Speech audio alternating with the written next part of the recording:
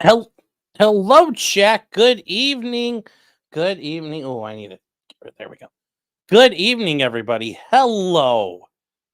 Yes, this seemed like a mouthful of a title. Yes, a wrongful death lawsuit, Disney Plus, and arbitration. How does it all fit together? We're going to get to that because this blew up all over the fucking internet today. And that I'd be able to not swear. This blew up all over the internet today. And holy cow, this is very interesting.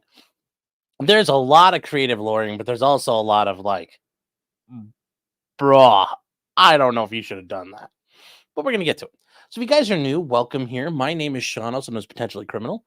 I am an attorney in the Cleveland, Ohio area, and I primarily focus on criminal defense, but I do have expertise in other areas. And, I may look like it. I do eat sandwiches, but I also do other things in law. Anyway, thank you all for being here, especially everybody here on YouTube and Twitch. Rumble is not working tonight. I'm not sure what the deal is, guys. So sorry, Rumble crew. My apologies there.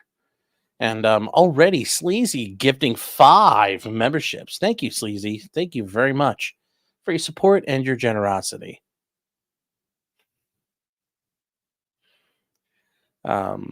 Did I cover the latest Sarah Boone hearing? I want to watch with him. No. Sarah Boone did have a hearing today, and it's funny because this is all out of Orange County, Florida, where Sarah is.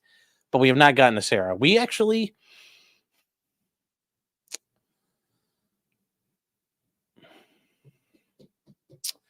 might cover that tonight instead of the members only. I'm not sure. We're gonna have to. We'll figure it out. We'll figure it out. Not sure yet.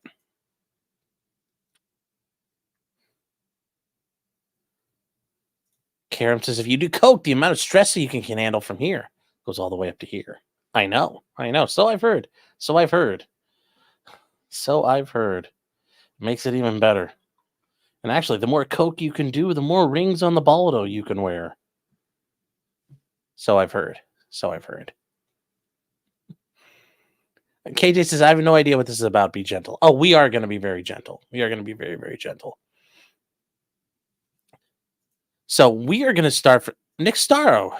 Hey, Nick, how you doing? How is your trip through the Americas? Guys, Nick Starro Trial Watch. Normally be covering Young Thug and the YSL trial, but right now he is making his way through the promised land that we call America. So he's somewhere, and he has, got into Detroit, made it down to Houston, and I'm not sure where he's at now, but he went through Anime Matsuri, and now I think he's making his way to Hotlanta. I believe, if I understand it right, then he's making his tour up through the Midwest. Anyways, Nick, glad to see you in America. Safe travels, by the way. Safe travels. And enjoy your time here. He was at the courthouse in Atlanta today. Oh, nice. Very nice.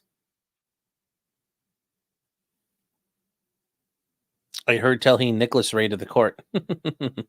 Very fun. Very fun. So done Houston and New Orleans, currently in Atlanta. Oh, you survived New Orleans. You are a brave man. You are a brave, brave man. Is Nick here legally? No, he's here legally. All right, guys, it's time to get started. So what does this all start with? A wrongful death lawsuit. And what's the wrongful death lawsuit about? Well, we're going to get to the basics of what happened. And we're going to use a news article to get us started.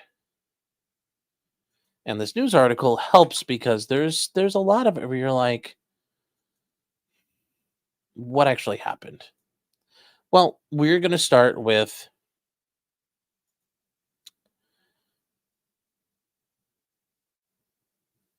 this person here.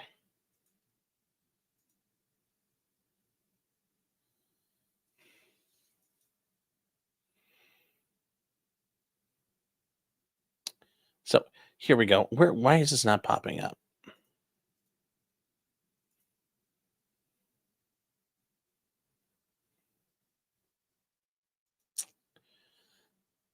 So this is right here how their story begins.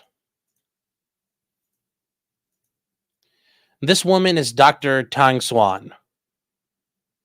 She is a doctor in New York. and she is a doctor at NYU Langone in New York, and she passed away. Uh, Now, when did this happen?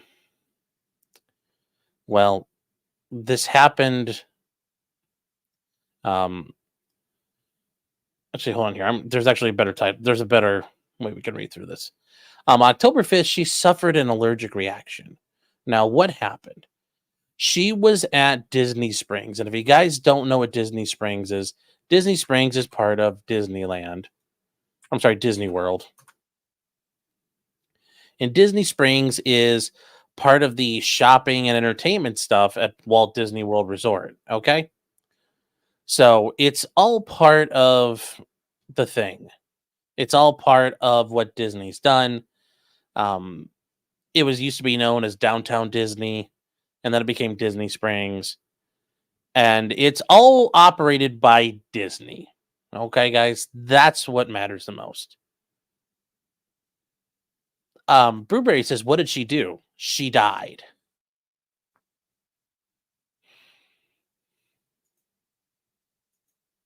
So she went to a restaurant called she went to the Raglan Road Irish Pub, and that is in Disney Springs.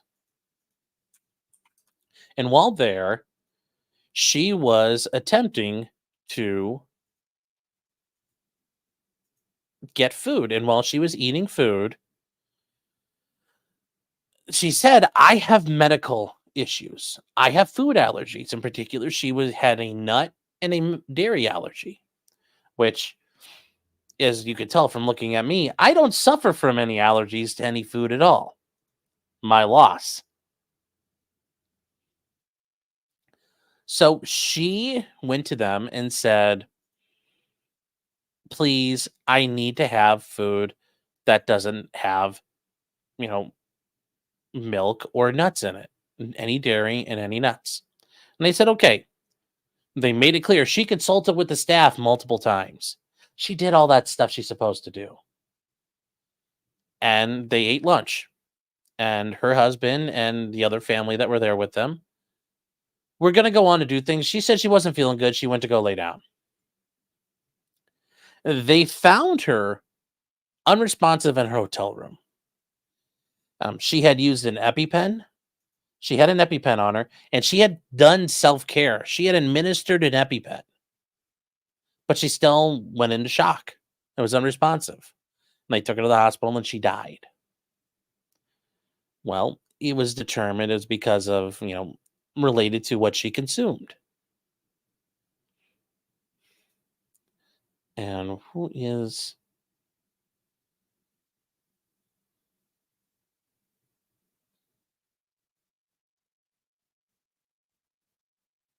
I don't know what the hell just happened here, so I'm just gonna ignore it. Anyway, jeez, my neighbor's beating something outside. She died. So her husband filed a wrongful death lawsuit in February. And Raglan Road and the pub in Disney Springs, guess who owns them? Disney. So, yeah. The medical examiner did indicate that her death was caused by anaphylactic shock due to the elevated levels of dairy and nuts in the system. So he filed a wrongful death lawsuit. And he's bringing a case. And when we get to this, guys, you're going to see that he's suing for in excess of $50,000. That's a legal statutory thing that you have to sue in excess of an amount to have jurisdiction for a case. And that's true in every state. For example, in Ohio, if you're suing, you have to sue in excess of $25,000. It doesn't mean you're only asking for that, but you might be asking for $30 million. But in the meantime, you sue for that. So what's the issue? Well, there's a bit of an issue here.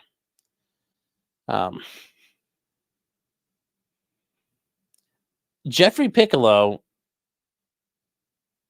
is the man you're looking at. And what did he do? Well, back in 2019, he subscribed to Disney Plus.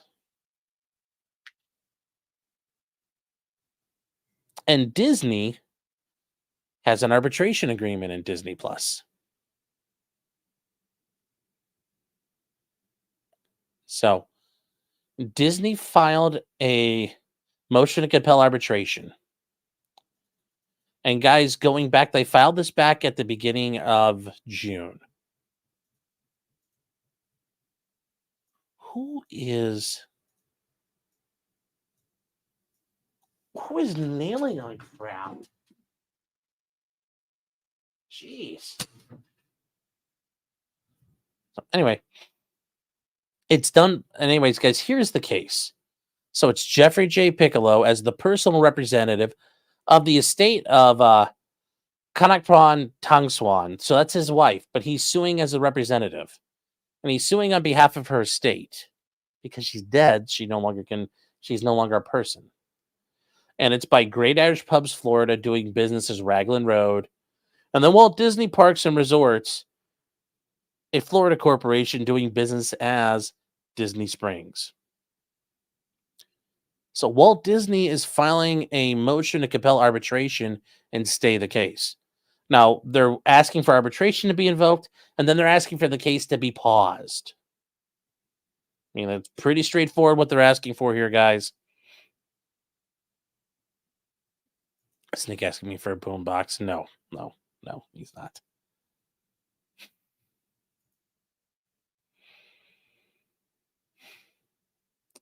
But what is the issue here? So they are seeking under the Federal Arbitration Act. And guys, remember, we covered this in the Vince McMahon sexual assault and sexual harassment lawsuit, that the woman in that case had agreed to arbitration as part of her non-disclosure agreement. The Federal Arbitration Act is something that can be used where if you agree to arbitration, that can prohibit you from filing a lawsuit. And notice we're dealing with the Federal Arbitration Act, and we're in a Florida state court. So guess what? There's a supremacy issue here. So they want to compel him to come in to arbitrate the claims and to stay the action pending arbitration. So what is this about? Well, they agree it involves an allergic reaction. Walt Disney Parks and Resorts releases the property. The complaint alleges an agency relationship between the landlord and tenant. And the only facts supporting the theory are representation about Raglan Road's allergen-free food on the Walt Disney World website. Well, that's kind of a big fucking deal. Piccolo alleges he relied on the website in choosing to dine there. But Piccolo ignores that he previously created a Disney account and agreed to arbitrate all disputes against the Walt Disney Company or affiliates arising in contract, tort, warranty, statute, regulation, or other legal or equitable basis. Now, why is this? Where do they get that from? We'll see. We'll see here, chat. Now, what happened? Well, there's a 4-count complaint. Counts 1 and 2 are separate claims against Walt Disney Parks and Resorts alleging agency. Okay. And there's also negligence to both defendants. So the Irish Pubs Company and Walt Disney are both being sued for negligence. Walt Disney Parks and Resorts being sued under a theory of agency, meaning they were doing Disney's bidding and Disney condoned it. And then there's a claim of apparent agency. That's count 4. Piccolo alleges he relied on the allergy-related acknowledgments to eat there. The website displays the menu, which includes the alleged representations. And these statements appear on both Walt Disney World.disney.go.com and DisneySprings.com. That's really fucking damning, but they include that. And before eating at Raglan Road, Piccolo created, they forgot a comma here. Good job, Disney. Piccolo created a Disney account. And they purchased park tickets with that account before dining at Raglan Road. because you don't need tickets to go to this place. But they got tickets and they purchased them. In the process, Piccolo agreed to Disney terms, which include a binding arbitration clause. Now, first of all, and this is where I think this is where if I was sitting in the law office of the attorneys who came up with this, I'd say that's a brilliant idea, but we're not doing it because it doesn't pass straight face test. Can you write this with a straight face? No. The first thing is he accepted a Disney Plus subscriber agreement. So November 2019, he created a Disney account through the Disney Plus website. He completed the registration web form and he created a password. Before registering an account, he had to select agree and continue. And immediately above that, there was by clicking agree and continue, you would agree to our subscriber agreement. He selected agree and continue. Subscriber agreement was underlined in blue font, provided by a hyperlink directly to the document. Now, we don't have that one, but he also agreed to the Disney terms of use. But the interesting thing, guys, is we have access to the current one.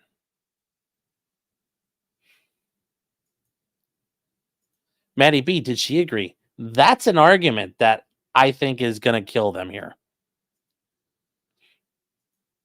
So, no, guys, remember, all they're saying is he agreed, not her. And the point, and some of you guys are catching on, he is not suing them personally. He is suing them on behalf of a third party. The third party did not enter into an agreement.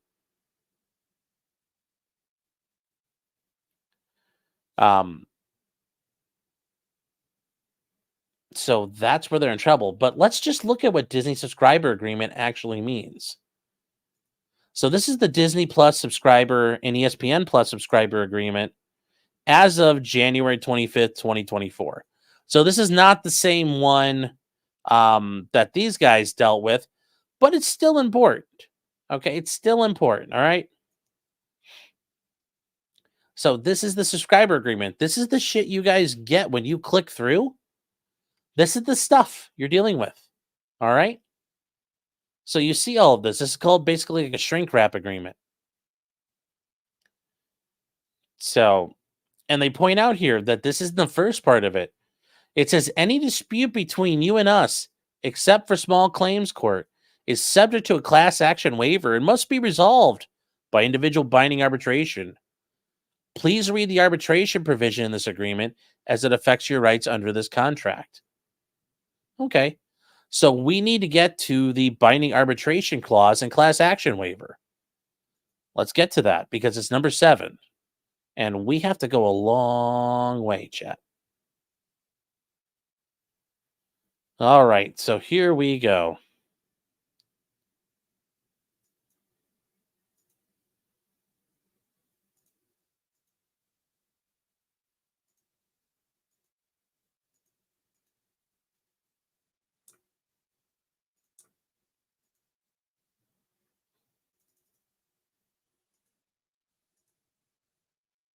Why is this doing this to me? Stop. The page marker thing is going crazy on me here. All right. So let's get down to number... Oh, we went too far. We went too far, chat. Okay. Binding arbitration and class action waiver. Now remember, this is a waiver on class action stuff. So that's important. Because remember, you can sue as part of a class. Say you're agreeing to resolve all disputes through binding individual arbitration and include a class action waiver and a jury trial waiver. So imagine that. If you wanted to sue them, and let's say you sue them and it fell apart, and you were able to go to trial, and the arbitration went bust, and you had a legal action to go. You aren't allowed to do it as a part of a class action. And even if you do get to the point where you're ready to go to court, you are not entitled to a jury waiver, chat. You are agreeing not to have a jury. This is very serious. You've agreed to all kinds of crap now. Isn't that, yeah. Yeah, that's and a waiver of jury trial. And they say, and we'll read this. We're going to read this whole part. There may be instances in which disputes arise between us. You on one hand and Disney Plus and or ESPN on the other hand. Now notice they're not saying Disney, Walt Disney Parks and Resorts, or the Walt Disney Company. They're saying Disney Plus. They agree to resolve by binding individual arbitration all disputes, including any related disputes involving the Walt Disney Company or its affiliates, except for any claim within the jurisdiction of a small claims court consistent with the jurisdictional and dollar limits that may apply, as long as it is an individual dispute, not a class action. So, for example, if you happen to be at the park and an employee destroys your phone, he walks up to it, grabs it, and smashes it on the ground, you could sue Walt Disney. There's respondeat superior, many number legal theories you could do that to hold them liable, and you could sue them for your $1,000 phone. That's a small claim. So you are allowed to do that. It can't be a class action. And then any dispute relating to the ownership or enforcement of intellectual property rights. And that, I think, is primarily because I don't think under federal law you can because intellectual property rights are in the Constitution. I don't know how that would work, but there's a reason why Disney did that. I think it's because they would probably get nuked. So here we go. What is a dispute? Well, dispute includes any claim, dispute, action, or other controversy, whether based on past, present, or future events, whether based in contract, tort, statute, or common law between you and us concerning the services, or this exclusive authority to resolve any dispute relating to the interpretation, applicability, and enforceability of these terms, or the formation of this contract, including without limitation, the arbitrability of any dispute, and any claim that all or any part of this agreement is void or voidable. So it's not only the issue that you're trying to resolve, but if you're trying to challenge the arbitration agreement, well, that's going to be heavily restricted as well. You agree to waive class action procedures. No party will seek to have a dispute heard as a class action or private attorney general action, or in any other proceeding in which any party acts or proposes to act in a representative capacity. You and we agree not to and expressly waive any right to file a class action or seek relief on a class basis. Although it's funny that we agree not to. Disney's not part of a class. There's no class for them to seek relief for.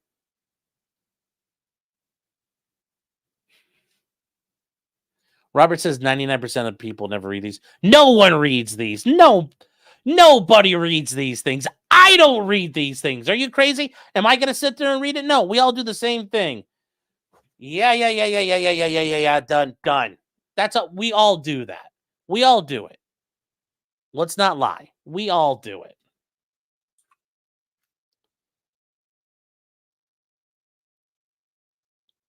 So let's keep going. Das Boot says, I've read one or two out of thousands. I read one or two when I was in law school after we read about all this stuff. So, they say no arbitration or proceeding can be combined with another without the prior written consent of all parties to the applicable arbitrations or proceedings. If this waiver of class or consolidated actions is deemed invalid or unenforceable, neither you or we are entitled to arbitration. Instead, all disputes will be resolved in the court. Okay.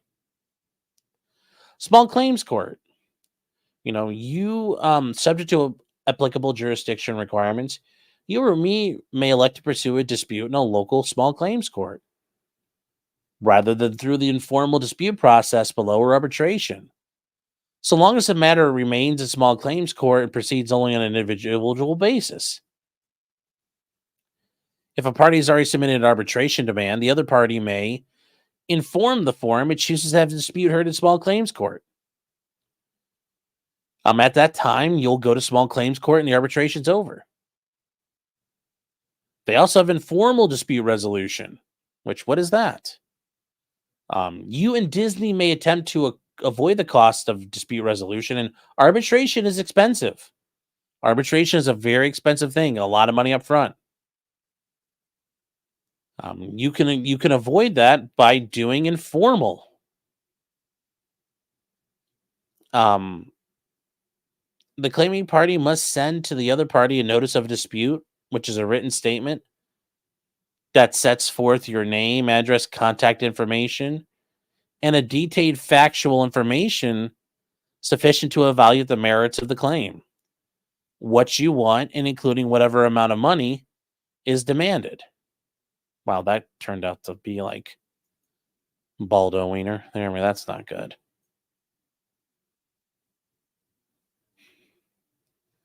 If you want to send a dispute to Disney Plus or ESPN Plus, you have to send it to this place, 500 South Buena Vista Street, Burbank, California.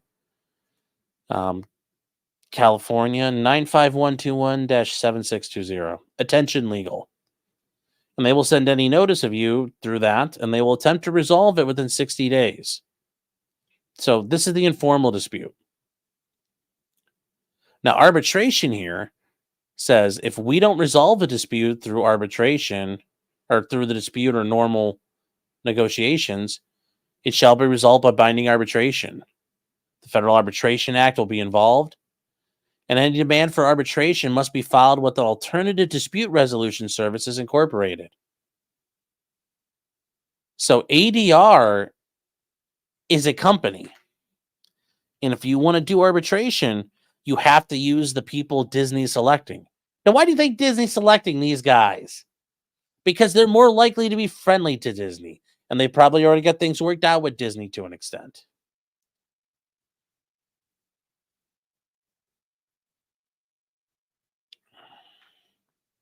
Notice they don't just let you immediately go to anybody approved by the National Arbitration and Mediation Groups or any other arbitration board sanctioning body. You have to use their choice first.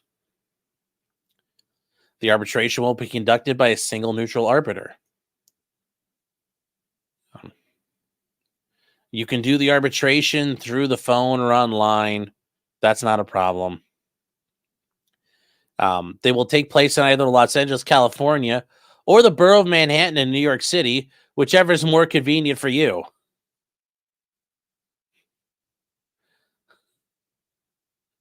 You have two choices, chat. Pick a coast. Provided, however, you could demonstrate that arbitration in Los Angeles or New York City would create an undue burden for you, the arbitrator may hold an in-person hearing in your hometown area. He might, but he doesn't have to.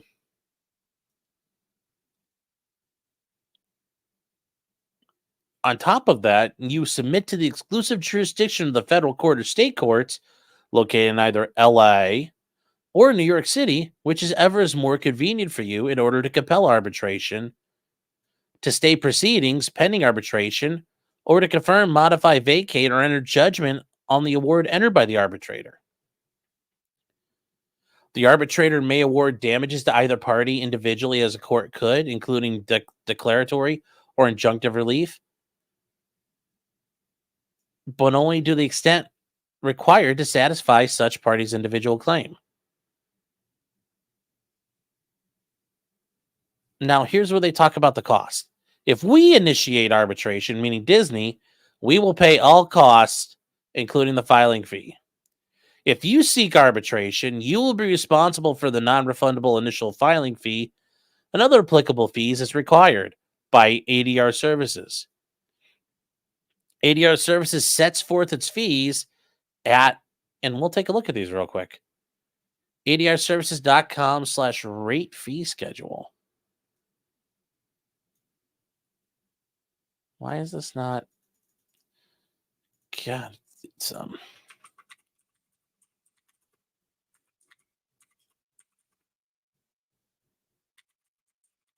ADR fee schedule.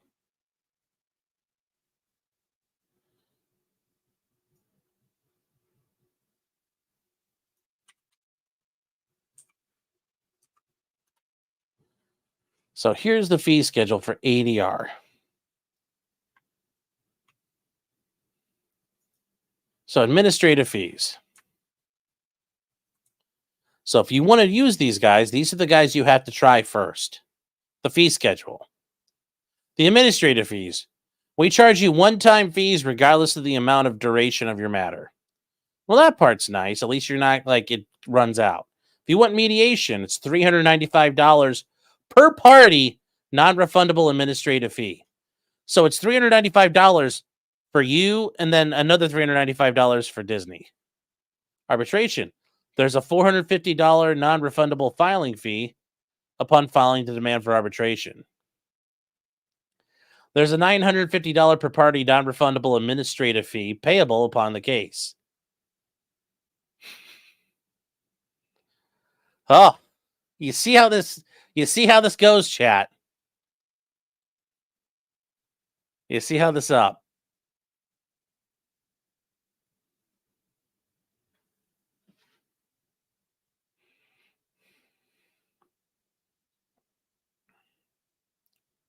So there you go. There you go. Yeah, Nima says a cool 2,500. Yep. Yeah, 2,350. You want to comply, chat. Remember, you want to be the boss, chat. You got to pay the cost.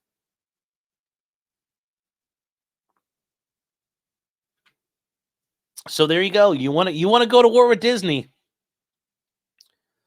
You know, how many you got $2,500 just to go to war with Disney like that? And then here's the thing. Maybe you can appear without a phone. Maybe you can appear by phone or video. You gotta throw on $2,500. You're never gonna get again. How bad do you want it now? How bad do you want it now? So, yeah, this is interesting. So let's get back to the agreement.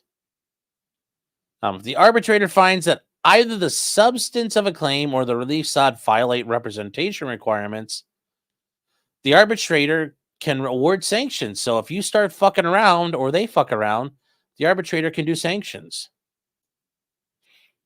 Now they talk about settlement offers. We're not worried about that because I doubt this guy wants to settle. Arbitration agreement survival. This arbitration agreement will survive the termination. And here's where it goes. This will survive the termination of your relationship with Disney and or ESPN, including any revocation of consent or other action by you to end your participation in the services or any communication with us. So it's in perpetuity. We can't quit you. You can't quit. You can't quit. How does that work?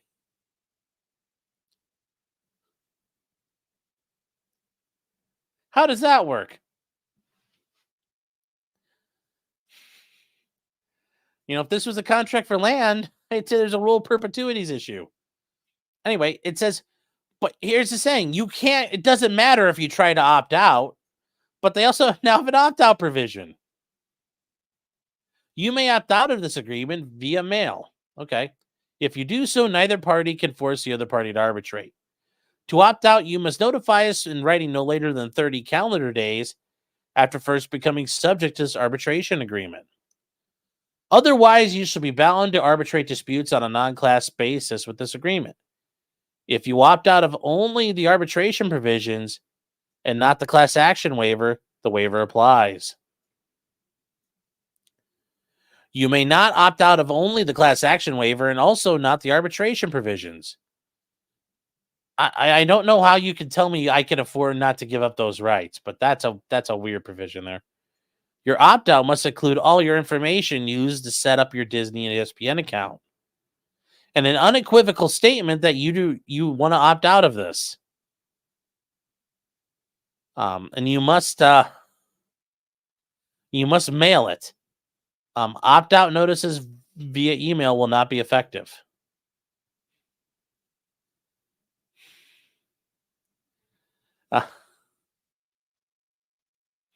If you have concerns about the meaning of any provision of this agreement, please feel free to seek the counsel of an attorney. We thank you for your understanding and why it is important that we agree on the process for addressing disputes.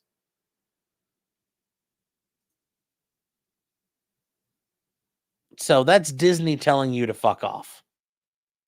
That's Disney telling you to fuck off. Siobhan saying I'm arguing so hard right now. They're arguing this. Yeah. Yep. Yep.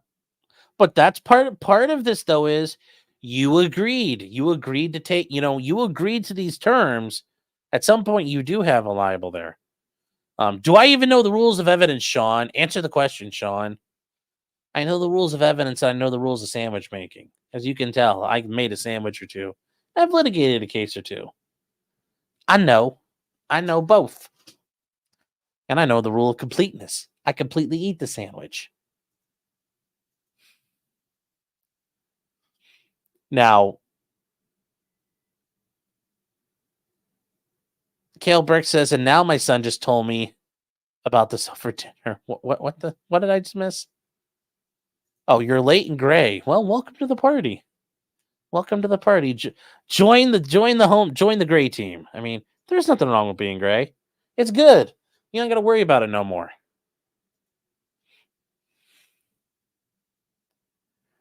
Can Disney get fined by the judge for this motion? I mean, theoretically, yes, if the court finds this was done frivolously and in bad faith, and this defies all legal basis. But let's get back to this. The other thing we need to talk about here, and it hasn't been touched on, because this concerns Disney, chat, just so we're aware, this is not a defamation case. It's not a defamation case. All right?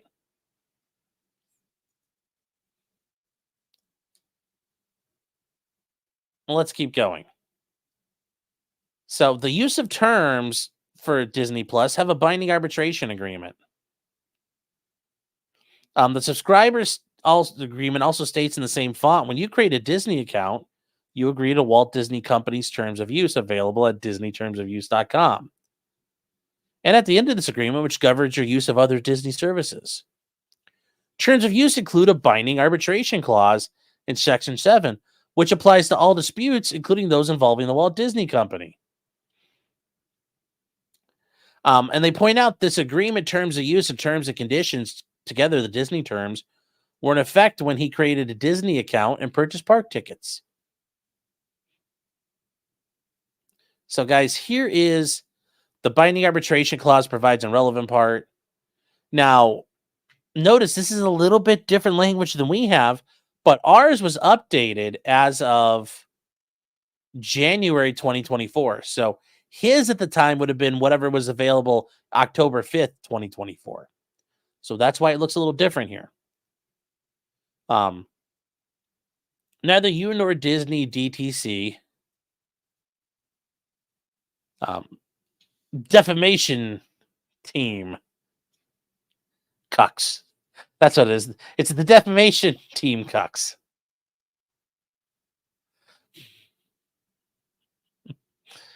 Oh my God, I cracked myself up. Anyways, they point out that no arbitration can be combined with another without the prior consent of all written parties. You and Disney agree to arbitrate all disputes between you, including any related disputes among the Walt Disney Company or its affiliates. Dispute includes any dispute, action, or controversy, whether based on past, present, or future events between you and us concerning the Disney services or this agreement. Notice, now that part there, past, present, and future. That's interesting, isn't it? That's very interesting the way they frame that. Because they do it again. No matter what happens.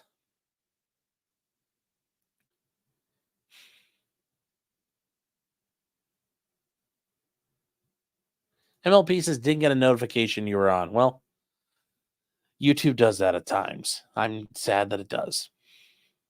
So they keep going. The terms of use define Disney services as sites, softwares, application, content, products, and services. This includes Walt Disney Parks and Resorts website. The arbitration clause also provides the Federal Arbitration Act governs the arbitrability of all disputes. And empowers the arbitrator the exclusive authority to resolve any dispute regarding this contract, the terms of the formation of this contract, and allows the arbitrator to arbitrate and I'm not joking when I say this, the arbitrator is allowed to determine the arbitrability of any dispute and claim. So he's allowed to decide, am I allowed to decide this? Guess what he's going to say normally? Yes, I'm allowed to decide it. The terms of use include a no waiver clause stating the failure to assert any rights or provisions will not constitute a waiver. And then it says the My Disney Experience terms and conditions. So here's the issue. Then in September 2023, the husband agreed to the My Disney Experience terms. Notice it's the husband, not the wife being talked about. And he logged into his Disney account. After entering the email address used to create his Disney account, he was prompted to review and accept the Walt Disney World terms. They include a checkbox that states, I have read and agreed to the My Disney Experience and terms and conditions. And he clicked agree and continue. And there was a hyperlink where he could not have completed the login without agreeing to the terms, but he could have read them.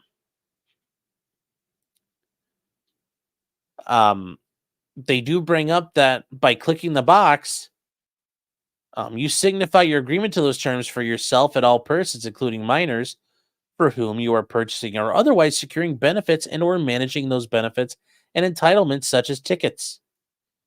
You have all the necessary rights and consents to agree to these terms on behalf of your party. Now, this is getting a little ridiculous. That if somebody, so for example, guys, it's one thing, yeah, okay, great. You can co-sign for your kids. Cool. But if you buy my ticket for me, you've waived my liability.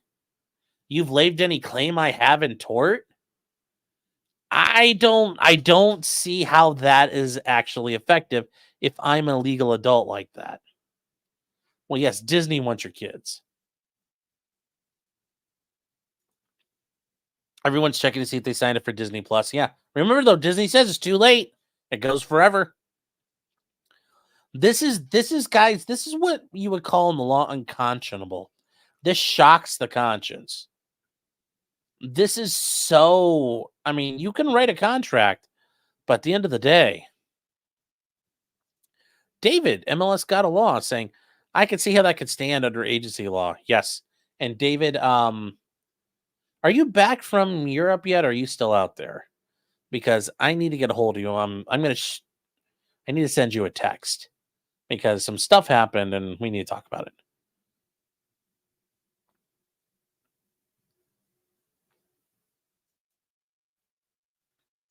Tridio says the law of perpetuities. This isn't for a land contract though. So, oh, you're back in the USA. Good. I'll give you a call later. But yes, there are issues, the law of perpetuities regarding land. But yes, there's also an issue this could go too far.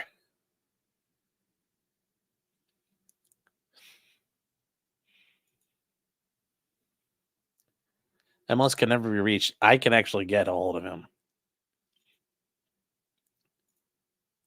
What kind of stuff? The gayest stuff ever. I mean, really gay. Like two boys in a church confessional humping each other. Gay. Pretty gay. Iconoclast says, are we waiving our right to sue Disney by watching the stream? You might. I don't know.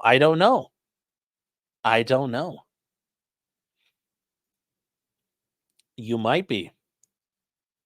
They say the terms and conditions apply in addition to and in not lieu of the Disney terms of use. After agreeing to the terms, Piccolo purchased park tickets and registered the decedent, his wife, as his guest.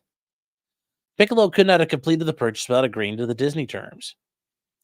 So, guys, we talked about the FAA, the Federal Arbitration Act, and courts must compel arbitration upon showing that there was a valid written agreement to arbitrate. The arbitrable issue exists. And the right to arbitration has not been waived. And they claim that we satisfy the requirements. First, the Disney terms amount to a valid and enforceable click wrap agreement, Which, guys, remember, you have to scroll all the way through it. And yeah, they call them click wrap. They used to call them shrink wrap agreements. And by accepting agree and continue for proceeding, you've agreed. Florida courts recognize such agreements, and that's true. Most states recognize these. Second, Disney terms delegate all the issues of arbitrability to the arbitrator. This means that the arbitrator determines nearly all challenges to an arbitration provision, including its scope and enforceability. Remember, you can even challenge the fact that an arbitrator can hear this, and an arbitrator decides, well, yeah, should I hear this or should it be a judge? And then finally, Walt Disney has not waived the right to compel arbitration, and since it has barely participated in litigation. And I explain each of these points.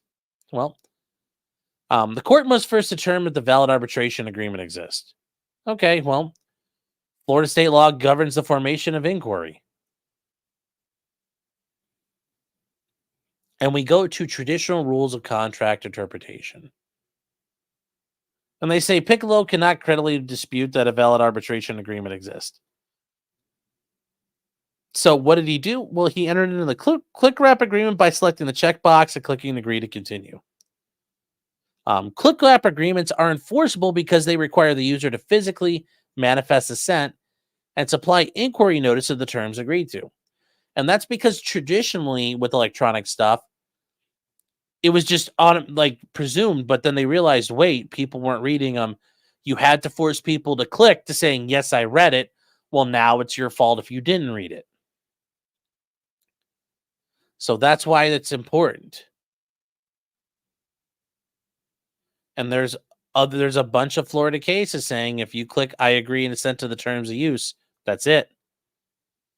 And a party is on inquiry notice when it learns the facts should reasonably suggest inquiry, meaning, hey, you're agreeing to these terms. You can read them all by clicking here. And if you go, nah, I don't want to read them, well, you've waived that notice. But you're on notice to go, what does this mean? Click.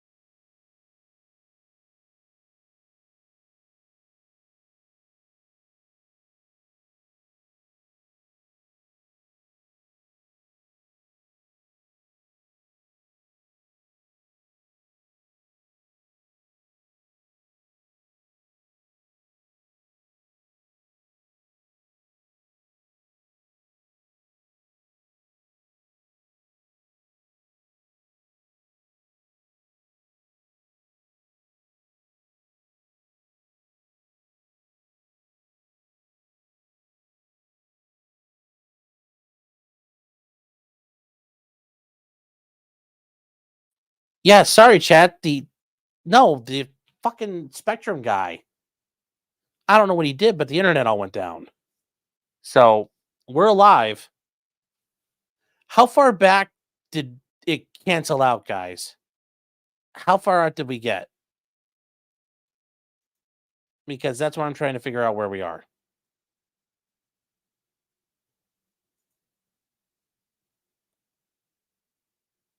Um,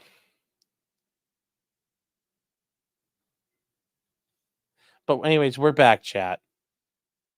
Oh, that sucks. Like 2 minutes? Okay. That was frustrating because that's the guy here outside thumping away like an ass. Okay, so about a minute. That's what I thought. Okay, so anyway, they point out that when you click through all the hyperlinks and everything you click through, you're giving everything up. CPS is at the door. Fallen Preacher says, also, thank you for being here. Look like a nice person. And thank you for being here, new person, saying, all you said was fuck Disney, hack the planet. Nothing wrong with either one of those. Nothing wrong with one of those. Hobby says Spectrum works for Disney, really? Or is part of Disney. That wouldn't surprise me. Yes, I signed a Disney agreement, so I agreed to this. Oh, the Clyde Protection Services. Well, they're not going to get my dog. They're not going to get my dog. So he agreed to all these things, and because he agreed to them, he stuck with them. And he had inquiry notice. He should have looked around and go, huh, what does this mean? What am I agreeing to? They point out this conclusion is strengthened because he kept using the website and purchased tickets after receiving the Disney terms. Under Florida law, valid contracts are also formed by a party continuing to use services. And you can do that by assenting to terms by performance. If you continue doing something with somebody, you're presumed, like if you keep patronizing somebody or you keep doing that action, it's presumed you're okay with it. It's fine. They talk about Disney delegating the arbitrability issues to the arbitrator. The court must determine whether the arbitrable issues exist. The court must defer to federal substantive law when construing a contract under the Federal Arbitration Act. And that's true because it's federal law. Courts are obligated to enforce valid arbitration agreements within the scope of the FAA, even as such agreements would otherwise be unenforceable under Florida law. And once again, guys, remember, there's a supremacy clause issue here. Federal law will take the field. The court must decide whether there was the parties delegated that responsibility, and they need clear and unmistakable evidence. And they point out that when parties contract delegates the arbitrability question to an arbitrator, a court may not override the contract and possess no power to decide the arbitrability issue. Meaning because they gave the arbitrator this is their way of defeating it. Now, I will tell you, Disney read through this. They took advantage of Florida law and put it all together to protect themselves in the best way possible.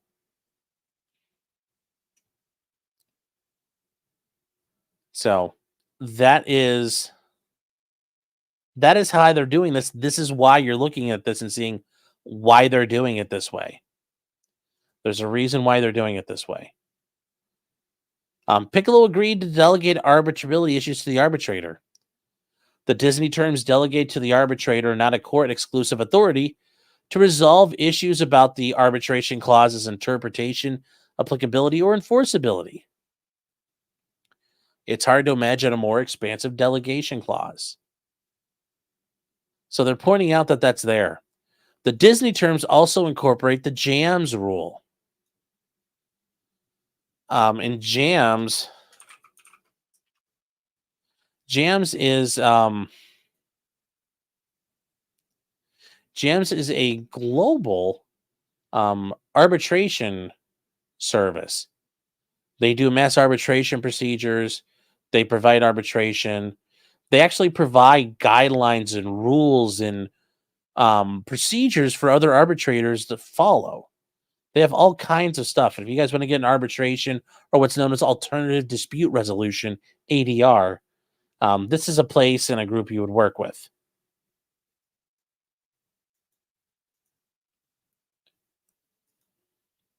Jam sandwich, yes.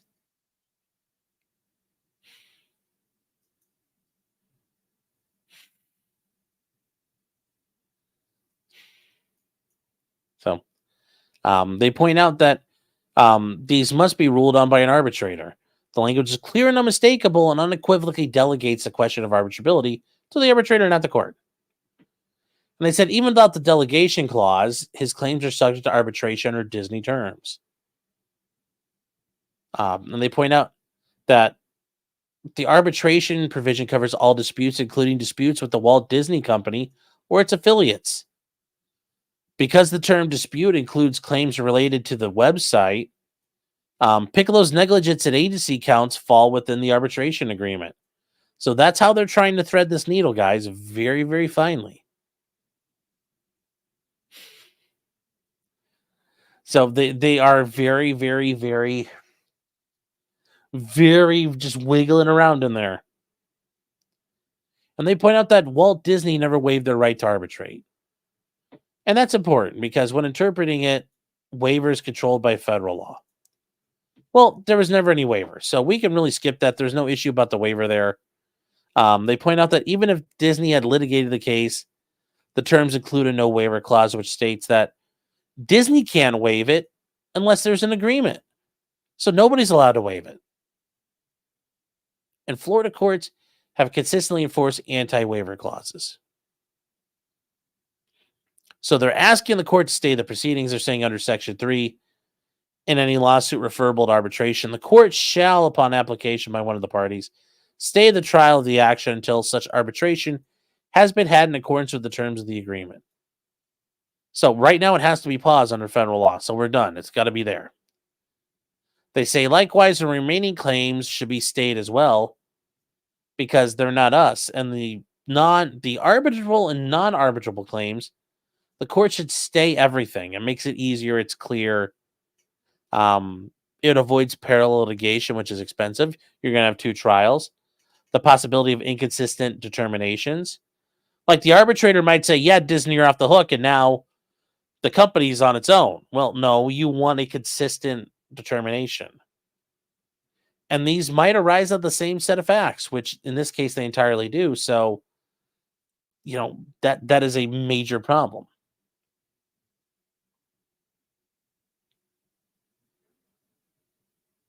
So this is the entirety of their argument here, guys. This is the entirety of the argument. Now, where is this out of? White and Case. Woo-hoo-hoo. White and Case they are big time, man. White and Case is like playing for the fucking Yankees, chat. Like, you are up there. You're up there. Like, how big is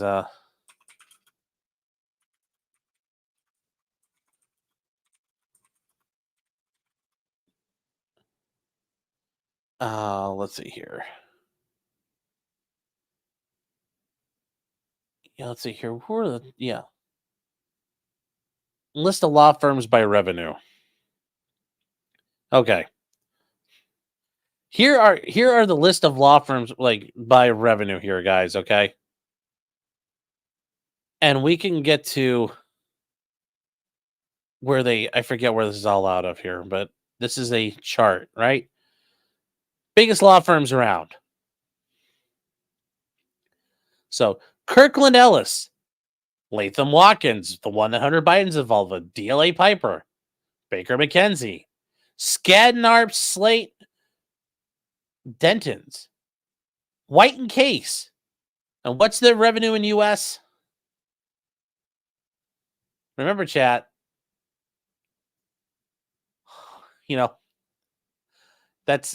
that's 800,000, but that's 869 million. $2.86 billion in revenue. They have 2,400 attorneys, and the revenue per lawyer is 1.165 million. The profit per partner is $3.5 million.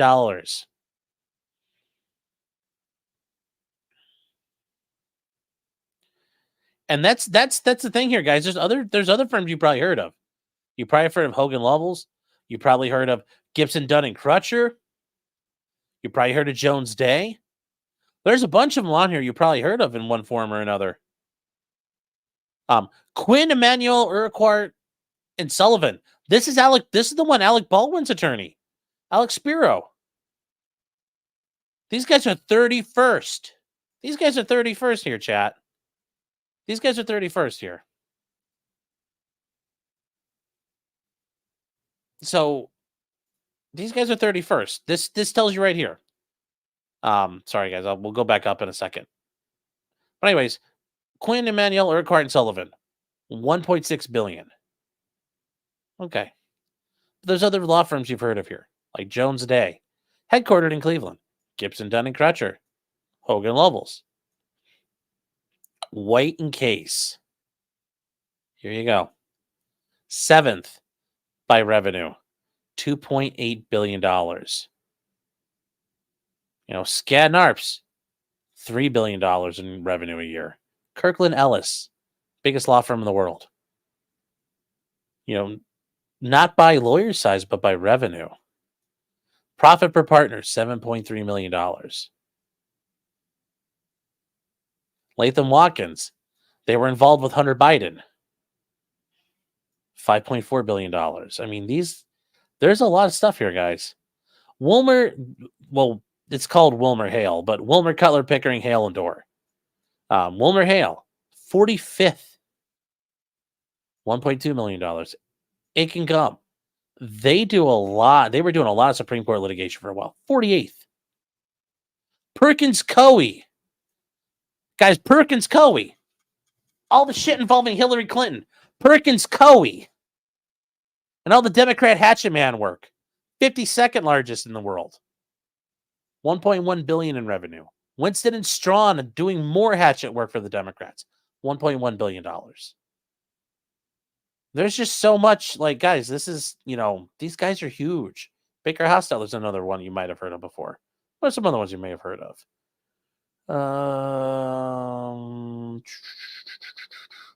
Yeah, there you go. So, Charlie says, fuck the Yankees, go Sox.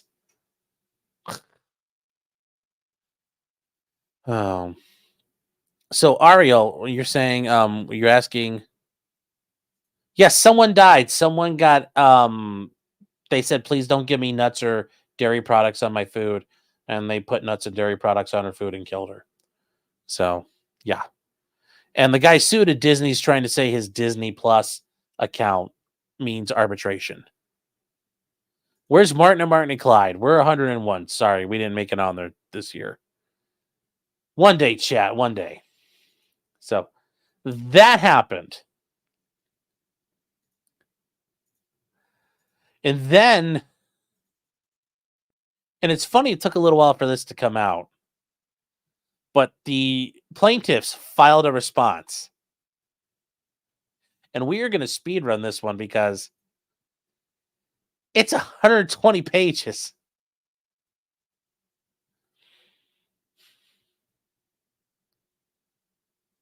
Super Peter says, I wonder where Ricada Law's on the list. Well, remember, it's not a law show, chat. So this is actually from 2 weeks ago almost, and we're just now learning about it, which really makes it even more interesting. So the plaintiff's response in opposition.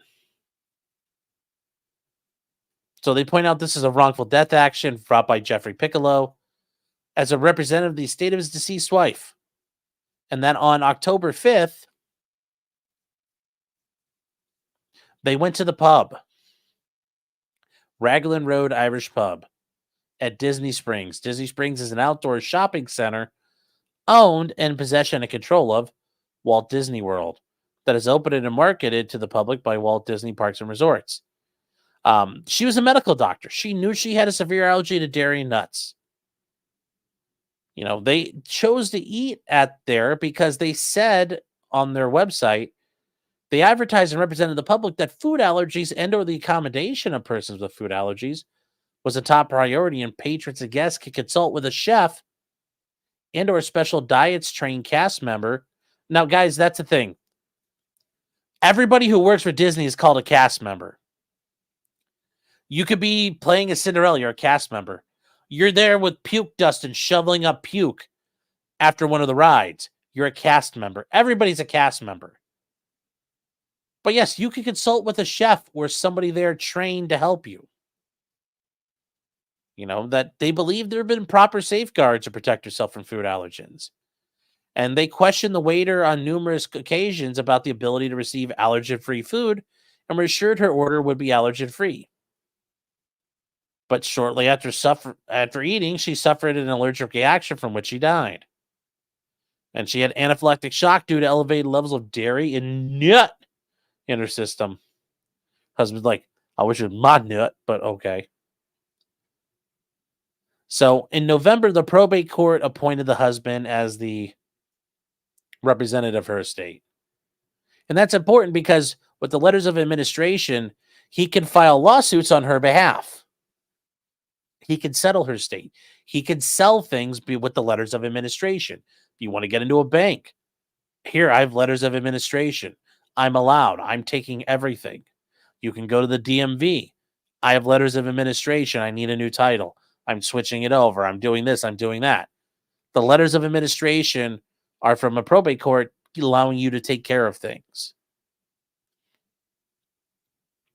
And they point out in Florida statutes, only the personal representative may bring a wrongful death action on behalf of an estate's survivors.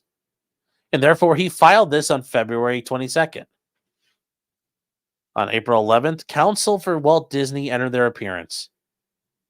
And they began voluntarily participating in litigation by serving separate requests for documents on the plaintiff and his co-defendant. Walt Disney filed its answer in affirmative defenses. That's a bit of an issue because now they're engaging. Without raising any argument, this case was subject to an arbitration agreement. In fact, Walt Disney included a prayer for relief in its answer, further demonstrating its voluntary participation. And nonetheless, in June, and we just saw it, they filed the instant motion to compel arbitration. And that they must arbitrate the claims because in 2019, he signed up for a Disney Plus account on his PlayStation. And then he used the website to purchase tickets to Epcot, which were never used.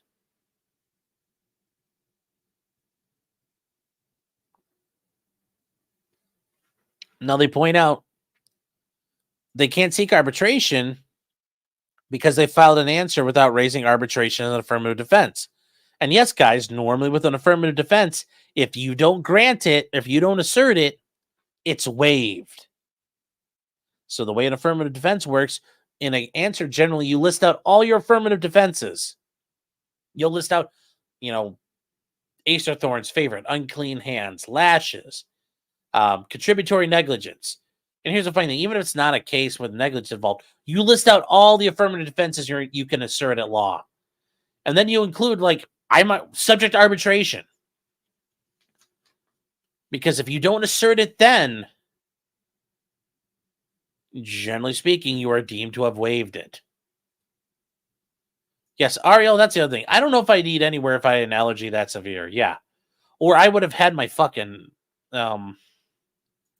SB Seller says, did she not have an EpiPen on her if she was that bad? No. She went back to her hotel room and died later. Her family went out to go have fun, and she's like, I'm going to go back and lay down. And they found her, and she had used her EpiPen. And she had used it and deployed it. And she had epinephrine in her system. Not enough.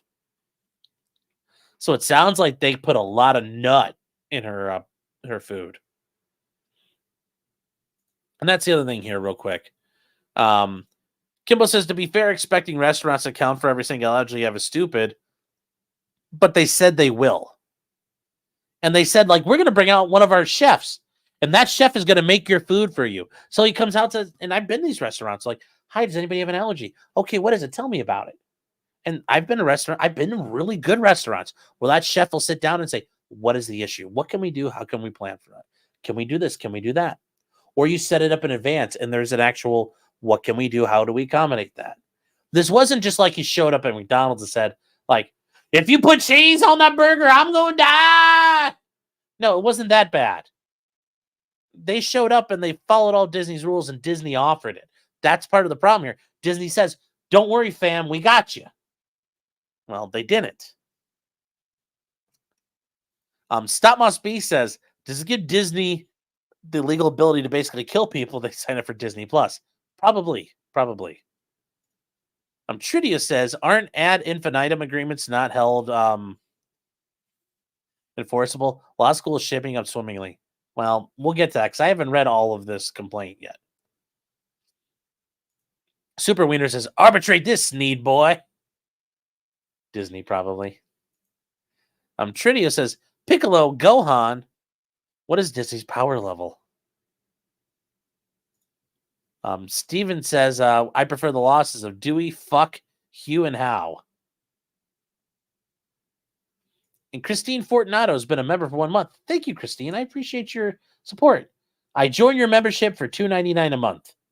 Thank you. And I hope you enjoy it. Panzer Dude says, imagine dying for the Disneyland. And Maddie, you bring up, did she agree? I don't think so. I think it's going to be an issue there. And then Hobie says, yeah, but how many sandwiches have you litigated? I've litigated my fair share of Dorito chips. I can tell you that much.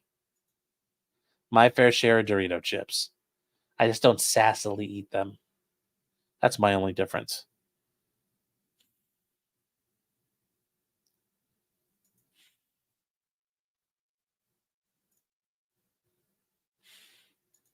I'm a platinum member at Culver's.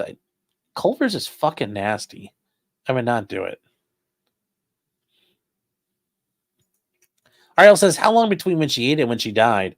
Isn't anaphylaxis like kind of fast to occur? It depends on people. Sometimes it's slower, and sometimes it takes a little while.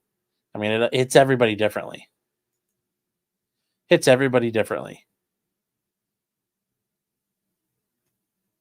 Ariel says, is Disney worth going to because it seems hot down there? Yes, it's fucking awful. It sounds awful to go to Disney.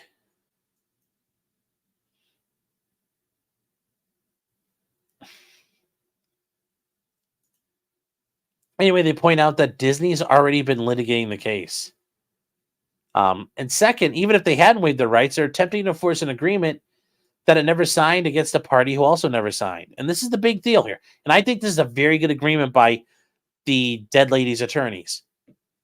That the plaintiff in this case is the guy as representative of the dead woman's estate, his wife's estate, not the guy individually. So the Disney Plus back in 2019 or the Epcot tickets, you're binding people to an arbitration agreement,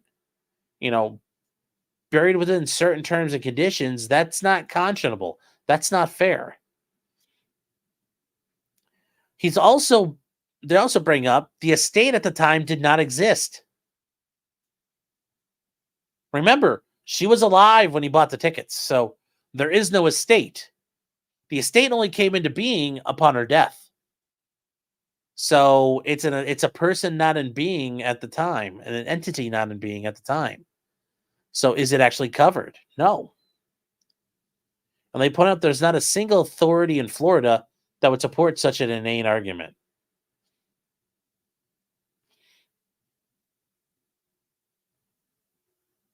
And they point out, and this is my issue here that they bring up, that their argument is that any person who signs for a Disney Plus account, even free trials that are not extended beyond the trial period, will forever waive the right to a jury trial enjoyed by them in any future estate which they're associated with, and will instead have agreed on behalf of other survivors in the estate itself to arbitrate any and all disputes against any and all Disney entities, no matter of how far removed from the use of Disney Plus, the streaming service, including personal injury and wrongful death claims. As seen from the prior sentence, this argument borders on surreal. And if you guys remember, let's go back to this. Let's go back to this problem here.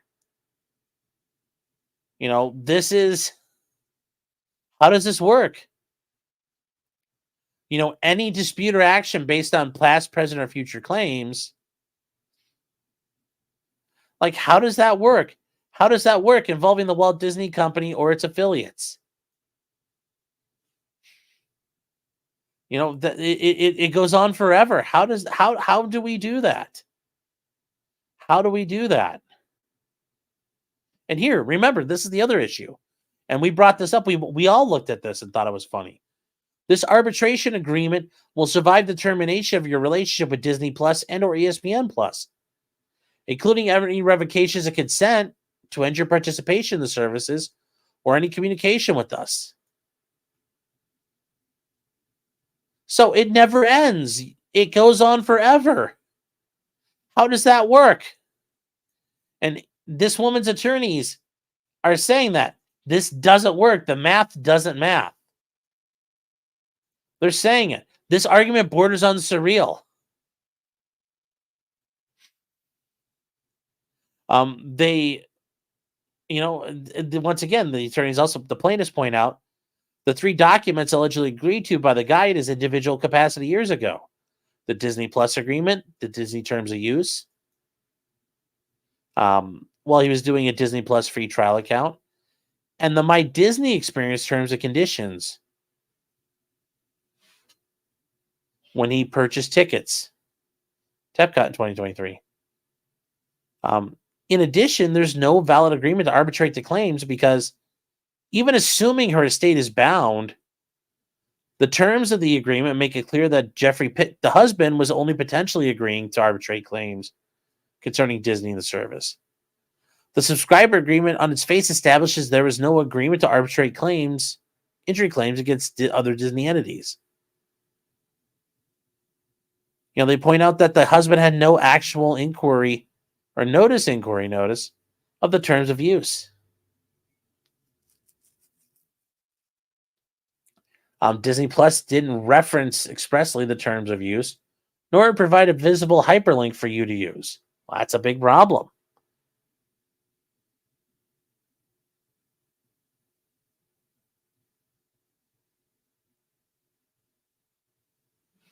Now, they point out there's issues here that don't work because they conflict. So the Disney terms of use conflict with the My Disney Experience terms. So the Disney terms of use say you have to use the jurisdiction of a court in New York City. Okay.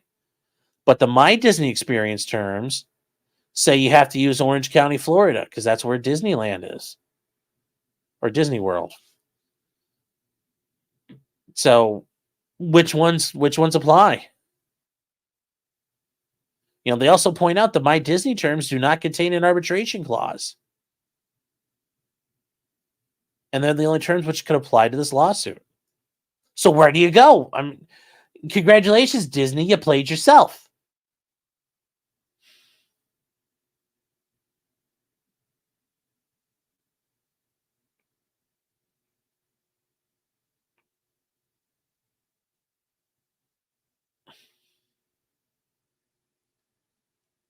So what are you guys talking about here? Hold on. I'm trying to. What is this? RL what? This SB sellers is they better have to pay for this response. I think they will. So let's keep going here. Let's keep going. A valid agreement to arbitrate does not exist because the arbitration clauses are unconscionable. So we're going to skip the alleged facts because we already have the facts. There's no issue about him. He clicked on all these things.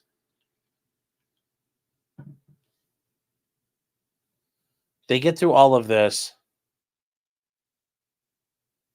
They argue that the voluntary participation by Disney waived it.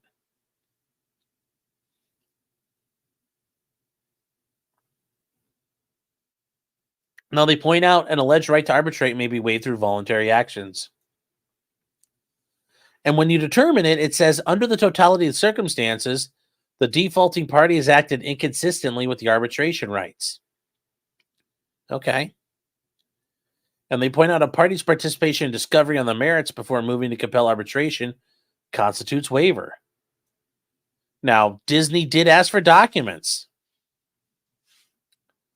And now they're pointing out in the 5th District, which is where they are, because it's bolded, the 5th District has unequivocally held that propounding discovery related to the merits of pending litigation before moving to compel arbitration results in a waiver of the arbitration. So there you go. They're pointing out even this court, this circuit agrees that Walt Disney served 2 requests for copies of documents already under Rule 1.351. nearly 6 weeks before filing this arbitration issue, that Walt Disney requested that its co-defendant produce every document produced in response to the 14 separate non-parties. That's discovery, Chad. It's demanding discovery. In the other request, Disney requested the plaintiff produce every document produced in response to a subpoena served on NYU Langone, an out-of-state entity. Not only did the defendant request discovery, but it also filed its answer without raising the alleged arbitration right as a defense. And because of that, they've waived any right to arbitration.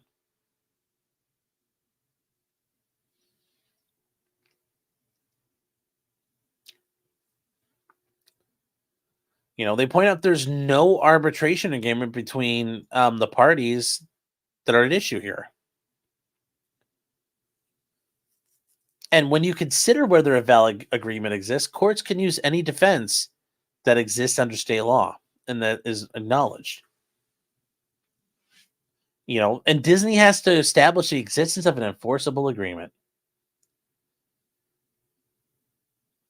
And they say for the motion, the parties in this action are Jeffrey Piccolo as the personal representative of the estate of his wife, Walt Disney Parks and Resorts, U.S. Incorporated, a Florida corporation doing business in Disney Springs, neither of which are signatories to the agreement.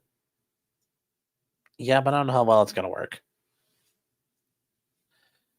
I mean, they're trying to say that only the actual parties on the agreement can be compelled to arbitrate. Well, so are they saying only the Walt Disney Company? Because that was listed.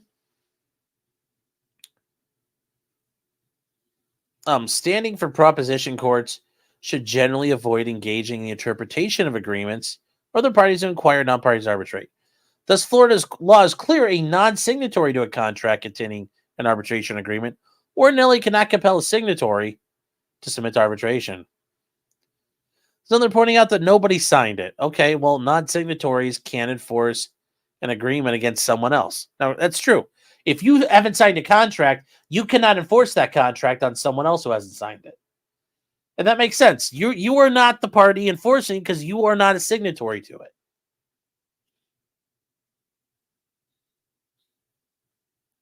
They point out that even though he's a survivor of the state, the decedent not signing it is a big problem.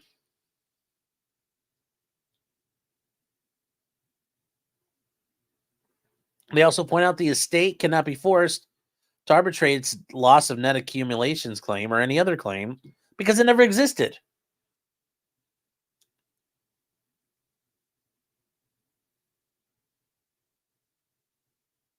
Now, this is where they get to another point here, and they say, assuming arguendo, they say, assuming for the sake of argument, that an arbitration agreement considered by the husband as an individual could bind his wife's estate or apply to his recovery as a survivor, there's still no valid agreement to arbitrate between Walt Disney Parks and the husband. They point out the Disney subscriber agreement doesn't constitute an agreement to arbitrate these claims, and that's true. They talk about these click wrap agreements. They click by clicking agree and continue. You agree to subscriber agreement and acknowledge you have read our privacy policy. They point out, though, by reading it, the husband cannot agree to arbitrate claims related to his wife's death by clicking agree and continue. The agreement limits the definition of dispute to controversies concerning Disney Plus service and Disney Plus agreement. I think that's a correct recitation of things, but that's going to be up to the court to decide. And remember, guys, I'm not big on trusting the court to do the right thing because they generally don't. They generally don't.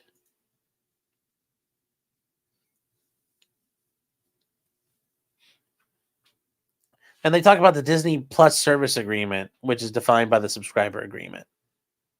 The Disney Plus website, application, and associated content services, meaning not every other thing in Disneyland. There's no way reading a subscriber agreement for a content provider would agree to arbitrate claims arising from injury sustained by a person at a restaurant owned by the Disney theme park, which ultimately led to her death. Um, the plaintiff is not, and here's the thing: the plaintiff's not requesting his court to determine whether an arbitrable issue exists, which Walt Disney contends must be determined by the arbitrator pursuant to the agreement. And that's the thing. They're saying, no, Judge, we're taking this all apart. The plaintiff is merely citing the agreement's definition of dispute for the proposition that there was no agreement to arbitrate any claims other than those arising from Disney Plus. So it's their own version of, how they deal with this. And there's simply no meeting of the minds, and that's a very critical thing in a contract. You can call it the manifestation of mutual assent, the meeting of the minds, the bargain for, and then the exchange, the bargain for exchange. You provide consideration, I receive the consideration. I give you the goods, then you take the goods. We go our separate ways. The manifestation of mutual assent is critical in contracts.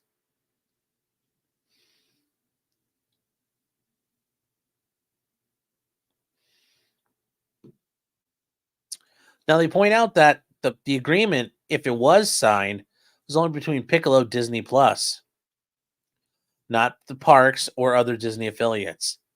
The agreement lists them, and it says because the parks is not a signatory to it, it cannot enforce the arbitration provision therein.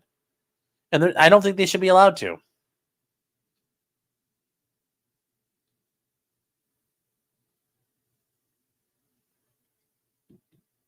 There is no issue of allowing this through a third party. There are times where they allow it, but Disney has none of those issues.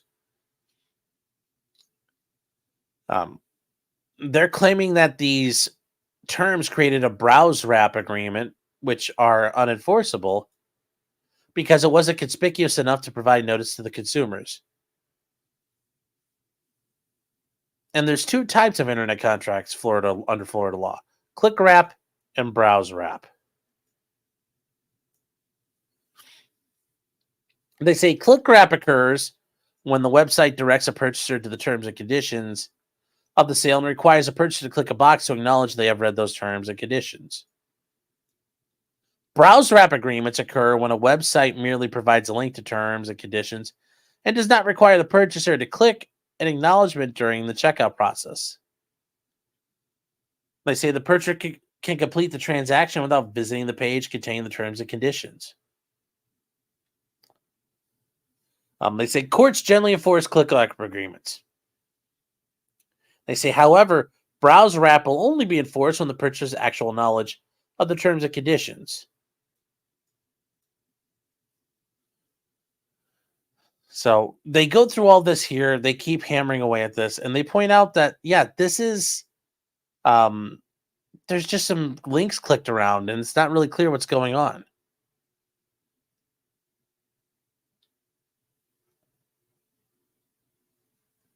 They then keep going here, and they point out that even if he could do it and there was arbitration, the Disney terms of use, as they said above, conflict with the My Disney Experience terms and conditions. So whose set of rules do you follow? Disney has multiple sets of rules, and they all don't jive. Most of them do. But there's this one set of rules that is not working with the rest of them. Well, it becomes a problem. It becomes a massive, massive problem.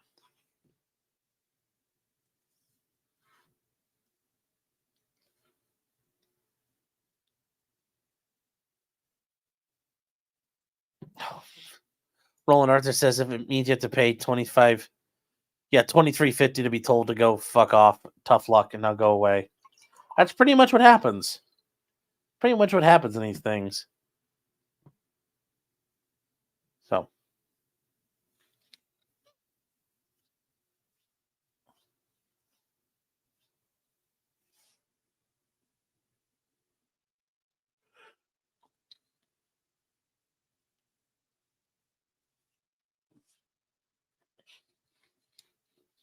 All right, chat.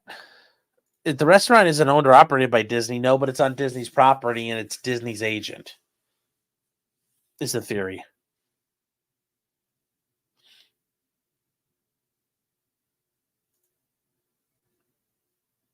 So they point out that these terms conflict. And Disney's My Experience does not contain an arbitration provision. So what do you do? Who's do you work with here? Well, they also point out that the My Disney terms say you have to file the lawsuit in Florida. It means it's a forum nonconvenience, and you're waiving that claim. I'm agreeing that under the My Disney terms, I have to go to Orange County to file it. I have to go to Orlando. Whereas with the Disney terms of service and Disney terms of use, you're agreeing to Los Angeles, California, or New York City. You're going to have to go into Manhattan to do it. So imagine how expensive those two are.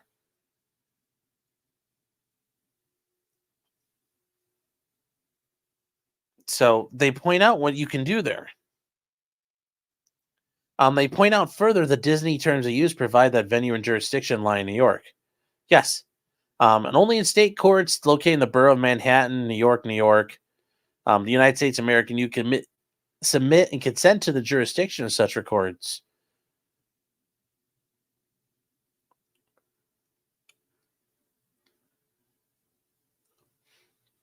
Because these are competing and reconcilable, there was no meeting of the minds, and therefore no valid agreement. I think that's true. Remember I said you need manifestation of mutual assent, and you need to have these set up in a way where you can respond to them. So, yeah. They also point out that no valid arbitration existed where there were reconcilable differences between multiple jury waivers and arbitration clauses signed by consumers at a car dealership. And they point out there's issues here, and this is a court case. They do it.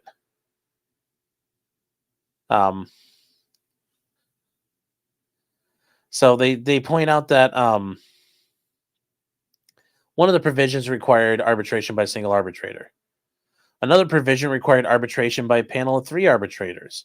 Okay, so who's in charge? Additional methods for selecting arbitrators were conflicting, as well as what law or procedure should be done to govern the arbitration proceeding. Each competing dispute resolution provisions are reconcilable with the terms and conditions of each of the other conflicting persons. This court accordingly concludes, as a matter of fact, the law that there was no meeting of the minds with respect to the terms of this.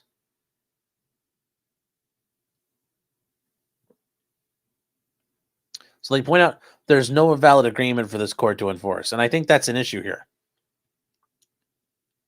So, and they say in the event of these terms directly conflicting with the applicable foregoing Disney terms of use, these terms will prevail. Well, there you go. If the Disney rules conflict, these ones control, and they're saying no arbitration. No arbitration.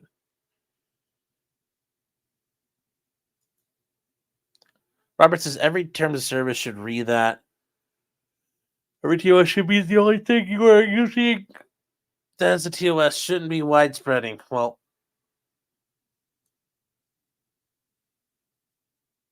sorry to crack that. I only watch Disney sailing through the high seas. Yes. Yo, you have to raise the black flag and sail the seas.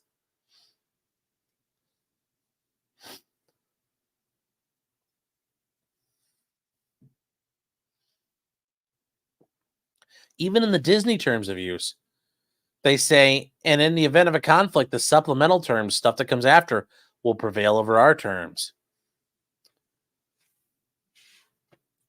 And they point out the valid agreement to arbitrate doesn't exist because the agreements are substantively unconscionable. So, and you going back, once again, it's a contract. To support an unconscionable contract determination, the court must find the contract is both procedurally and substantially unconscionable.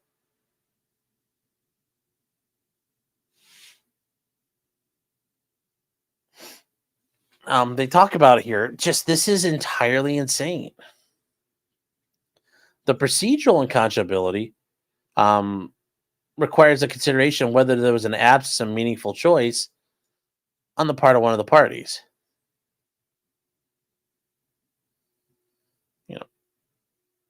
For example, they say a court might find a contract procedurally unconscionable if important terms were hidden in maze of fine print and minimized by selective debt practices. But otherwise, they can just leave it alone for right now. It's if you have the deceptive ones. In contrast, the substantive component focuses on the agreement itself. And substantive unconscionability, guys, being unconscionable really means the terms are unreasonable, unfair. This is unconscionable. And a substantively unconscionable agreement is one that no man in his senses and not under delusion would make on one hand, and as no honest and fair man would accept on the other. So that's part of it. You'd have to be stupid to do this, but also, if you were a good man, you would never make these terms. You would never accept these terms.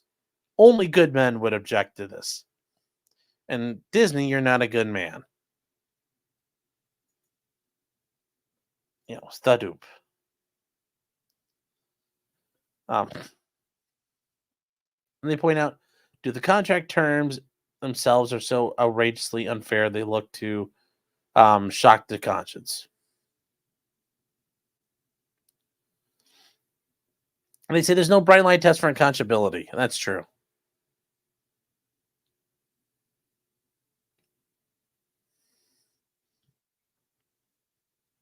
But they have recognized things: the lack of any explanation regarding the arbitration clause, failure to provide opportunity to review the arbitration clause, and the extent to which the agreement is a contract of adhesion.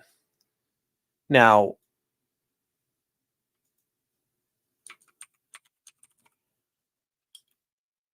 this is where it becomes difficult because they don't have this.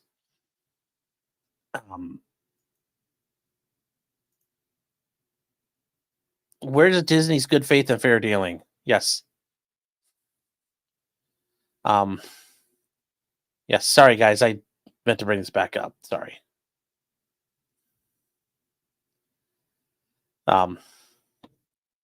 There's no bright line test for unconscionability. And is this an well, there's good faith and fair dealing in every contract, and this is something Ariel's bringing up as somebody who just got out of law school. Every contract, there's always a presumption that parties are entering into a good faith and in fair dealing.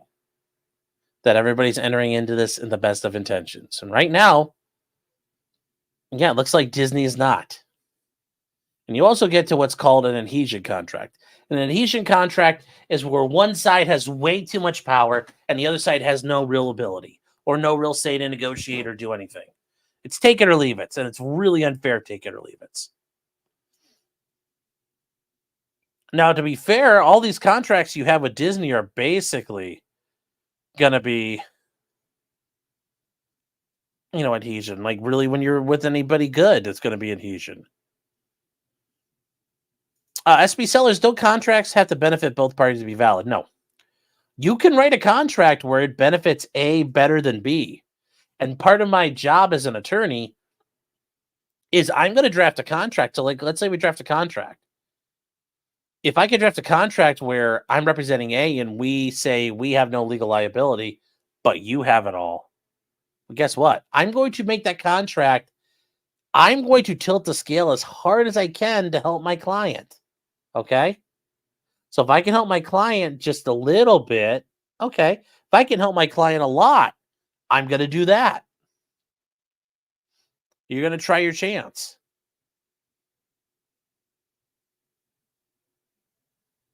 That's the issue.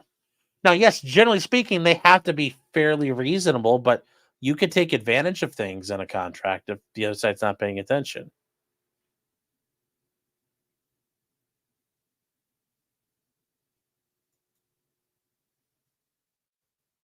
So they point out there's no showing he was given an explanation of the arbitration clauses. There's no showing the arbitration clauses would apply to the death. And the provisions were merely contained in a link. And some of these were buried within another document that was hyperlinked. And once the links to either agreements were clicked, the links merely direct the customer to agreements which contain the binding arbitration provision amongst many pages of other terms and conditions. I mean, there's no mention or warning on the internet screen of the Disney Plus registration page noting the terms contained a binding arbitration provision or a waiver of your legal rights, because people would not have done that. I mean, there are some stupid people out there, but yeah, a lot of people at that point haven't stopped to go like, oh God, I need a new car.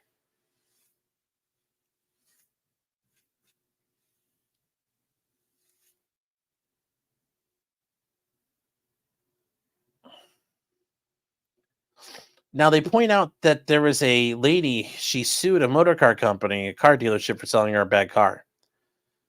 They filed a motion to compel arbitration based upon an arbitration clause included in barely readable print, really fine print, on the back of the sales contract.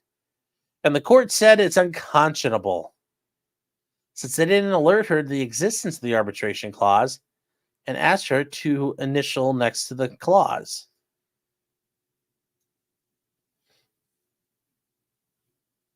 Yeah. Yep.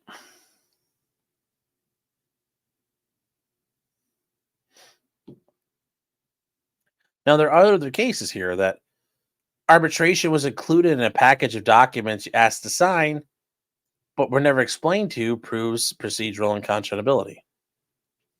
And they say there's no way the plaintiff had a reasonable opportunity to understand the terms of the binding arbitration provision or a meaningful choice in accepting it. Well, I mean, we'll see. Oh, Jesus. Don't forget to put doc up. I know, I'm sorry.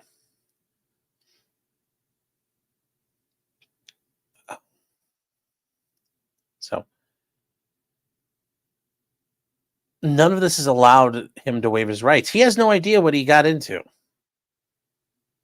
And they keep going. They are hammering on this. And they say arbitration agreements are substantially unconscionable. Substantively unconscionable. I don't think this is going to get them anywhere here.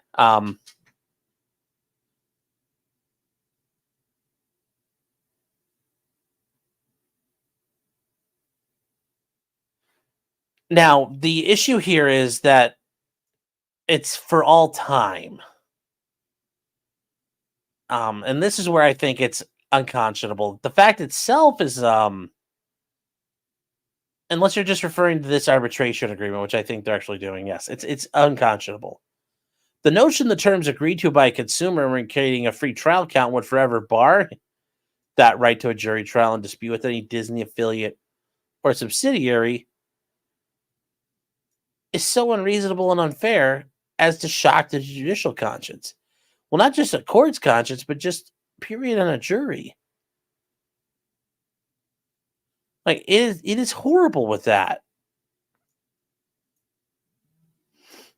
It is absolutely horrible. And this court should not enforce such an agreement. They put in effect Walt Disney seeking to bar its 150 million plus Disney subscribers. Remember prosecuting a wrongful death case against it in front of a jury, even if the case facts have nothing to do with Disney Plus. They point out that the arbitration provisions seek to enforce arbitration in accordance with JAMS mediation, arbitration ADR services, in accordance with the streamlined arbitration rules. The streamlined JAMS rules provide that the parties will only have 14 days to conduct discovery. They said the parties and arbitrator will make every effort to conclude information is exchanged within 14 days after everything's been done.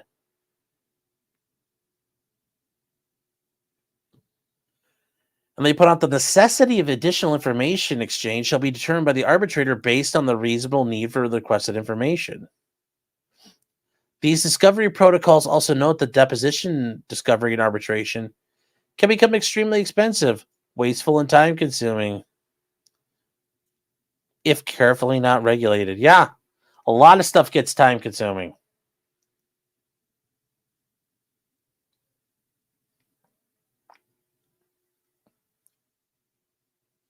And now they point out here that Florida courts have held an arbitration agreement which restricts access to discovery necessary to prove a case was substantively unconscionable.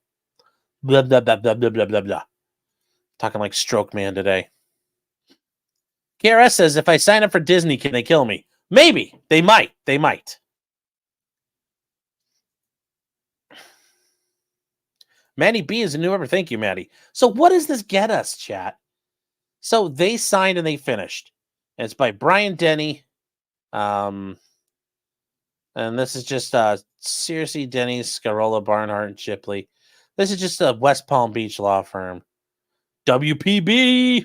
I'm sure they like the gangsters out there. And this is the council list. This is a lot of people. Look, like there's a lot of people here because they have to serve a lot of parties. So everybody on this, these are all the attorneys involved from this law firm who are going to be counsel for the defendants.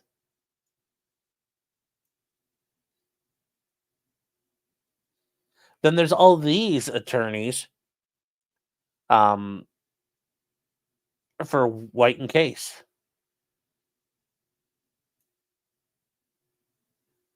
So there you go. Now this is Exhibit A. This is the complaint. We're not going to read the complaint because we've already seen the basics of the complaint.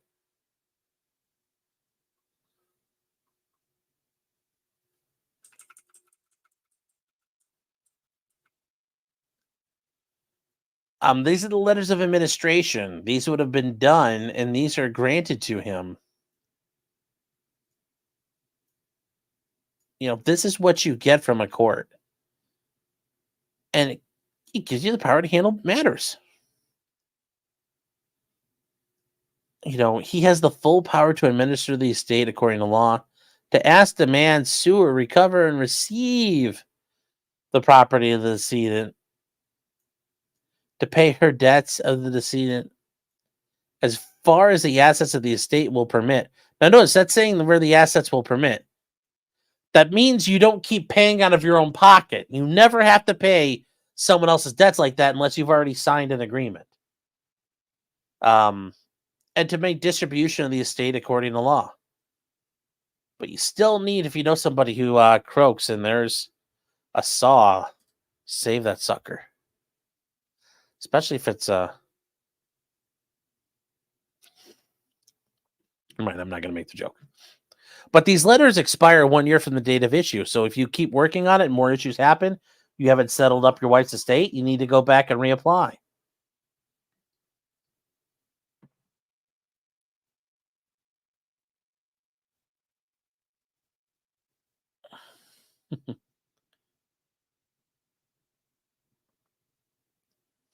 So these are just the various exhibits here, guys. These are just their various exhibits. I mean, it's like 120 pages of exhibits here. So what does this mean for what does this mean? I don't think this is going to go anywhere. I think Disney's going to lose this, and they're going to lose really fucking hard. The fact they couldn't just rely on when you bought the tickets, here's the agreement, that shows you they know it's really fucking weak. And they have to then go dig through everything, and they're like, oh no, Disney Plus.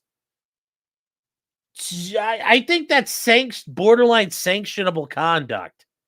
The fact you made this argument, I think the court has the right to get involved and say, what the fuck is wrong with you, man? What makes you think this is legal? What makes you think this is a fair and valid argument? I don't think it is. I don't think it is. I don't think this is in good faith and can reasonably be interpreted that, as we stated, it goes on forever. I don't see how you can do that forever. Those kind of contracts are deemed to be unconscionable. We don't let real estate stuff go on forever. We don't, for a reason. We don't let you do stuff like this.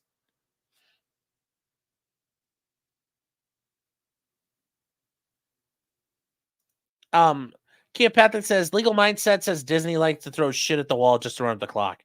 Yes, they do. But this is really ridiculous. And Jay Bet says, and this is for $50K. No. The way it works is you sue, and I'm going to make sure if this makes sense, and I'll use it, and the way I can describe it better is here in Ohio. $50,000 is the jurisdictional amount of a tort you have to sue for in Florida, and it has to be in excess $50,000 or more, in excess of $50,000. Okay, so that could be $50,001. That could be $500 million. They're just saying the bare minimum you have to be seeking is at least greater than $50,000. But you could sue for $1 trillion in state court. Oh, is he here? No. Does that make sense, J-Bet? So they could be suing for like $5 million. They could be suing for $75,000. They could be suing for $225 million. They could be suing for a gajillion dollars. They could be suing for a Google, which a Google is actually the name for a number. Sorry, kind of half listening in the middle of something. Damn it. Yes, so 50K is the minimum.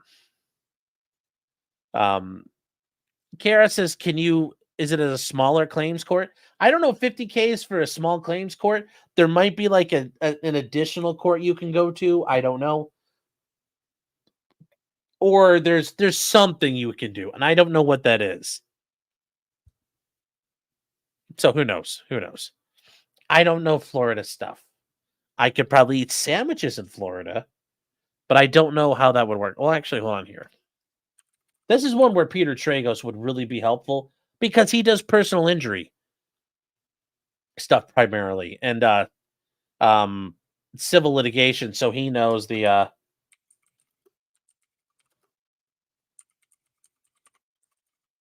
civil court jurisdiction limits.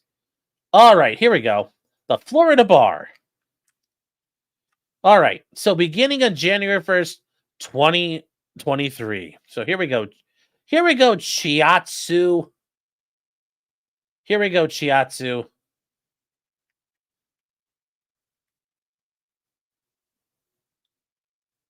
You're actually not allowed to eat sandwiches in Florida.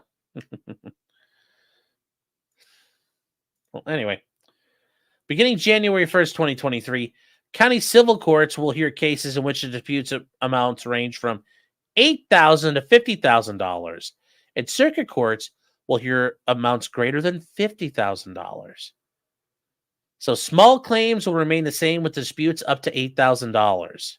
There you go, chat.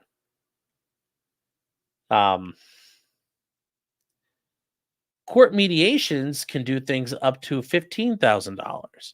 So there you go, chat. We figured it out. We figured it out.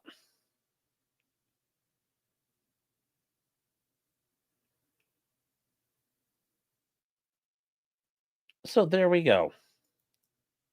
So that's why. But I just don't see how Disney survives this.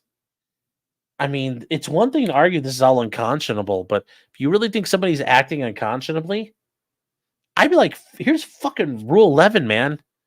Withdraw your shit. Like, I'd be asking for sanctions. I would be asking for sanctions at this point if I were them. Dennis says, do we hit the goal? No.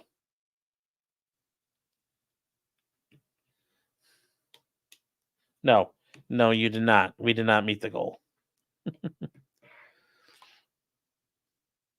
SB Seller says, you're not allowed to roller skate in North Canton without notifying the police, too. That's up there with the boneless style for Ohio Genius. Yeah, well, you could afford to ignore that law. Fuck the police. Trenton says, Disney has bad lawyers or a bad plan. Well, remember, their goal is not to pay. Their goal is to get it to arbitration, and then maybe they can offer some lowball amount, or hopefully the arbitrator sticks it to them. Or even if they lose, the amount they could lose in arbitration is far less than what they would have to settle for.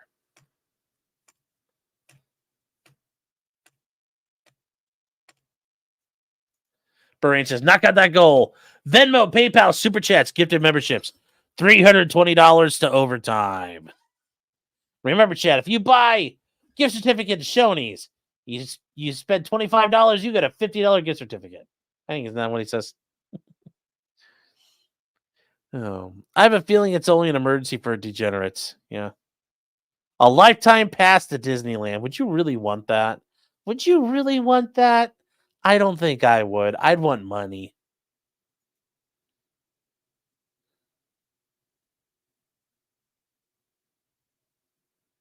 Katie says BOGO Clyde coin. I like that idea. I like that idea, chat. Buy one, get one free. Remember, chat, it's always going to the moon.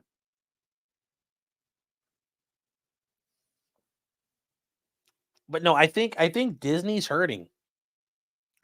The fact they brought this up shows you how fucking desperate they are. And I think they're gonna get thumped. And yes, guys, this guy is gonna fucking make money. His wife dying is gonna be very lucrative. Keopathic says they should do the unthinkable and ask for an uncensored copy of Song of the South. We have a copy. Well, I don't know if my parents still have it because we had all those sing-along tapes as a kid from Disney, and there were like the whole Song of the South songs. If you guys don't know, Song of the South is like a extremely racist um, Disney thing there with the um,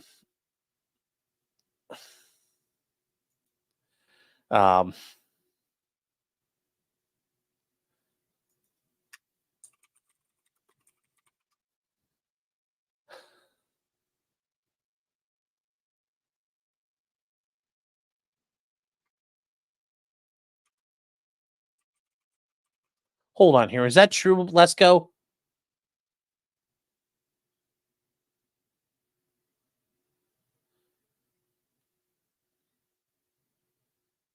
What are you joking or is this real?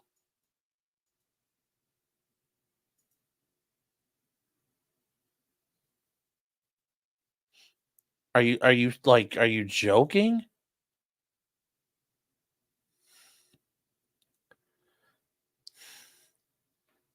Are you like seriously?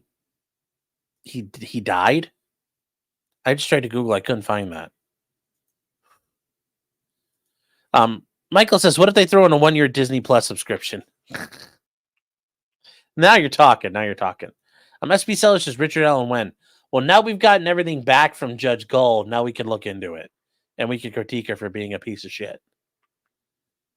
And you guys are saying that Song of the South is not race. Oh, there's some parts in that with the black guy and then all the magpies like, yes, and boss, we's done do it. Like, are you telling me that like those talking birds like, yes, and boss, we's done do it. Like, oh yeah, you know, chat. Yes. But yes, we've got I think we have Song of the South somewhere kicking around in our basement, which would be hilarious. If we have it. It's extremely racist. But I didn't say it wasn't based. I didn't say it was not based. I just said it's kind of pretty racist spots. Uncle Ramus, yep. Oh Christ, he had a stroke. No, I was just checking. Do Sarah Boone. You're saying no, he really is dead? Rabbit Sticks is 155 behind still first. Yeah.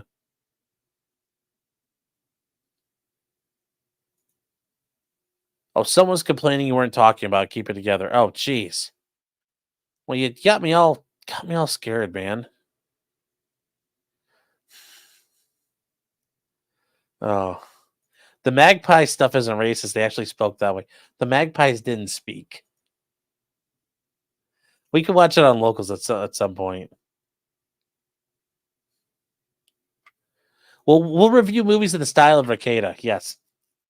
Now, chat. How does Song of the South relate to him? You know, really, what Song of the South was about? He wanted to fuck those magpies. He wanted to have sex with them, but they were too young, so he couldn't. So then the other magpie killed them all. Yes, everything turns into American Beauty.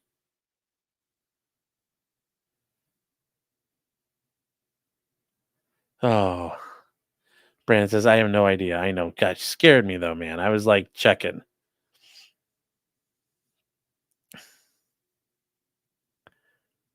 Yes, all the movies are about Nick's degeneracy.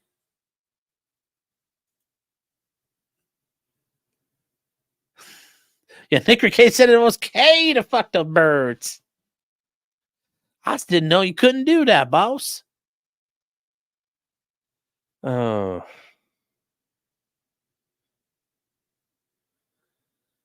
So, all right, guys. So we are all caught up on this, and I just immediately it blew my mind that they were going to make this argument here. Jay Bet says, "Wait, Alan is alive." Yes. Somebody's being a smartass. Somebody's being a smartass. I got so scared. So no, we will be doing a Richard Allen update tomorrow night on the show because he deserves to have his own segment. It's been a little while, and he's going to get one. We're going to go through everything that's happened.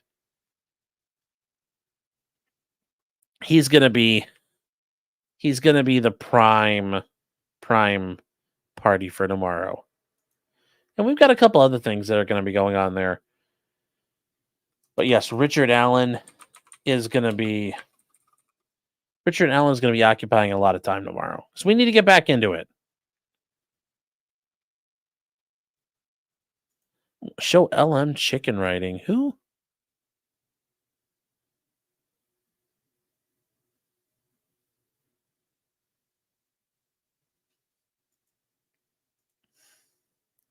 Uncivil Strike says, "You ain't even 39. You're like 56, you bozo." Well, I am 39, so I'm not like 56. Apologize to Nick. Nick, I'm sorry you're a train wreck. There. Is that good enough? Legal Mindset riding a chicken. I don't know if I've seen that.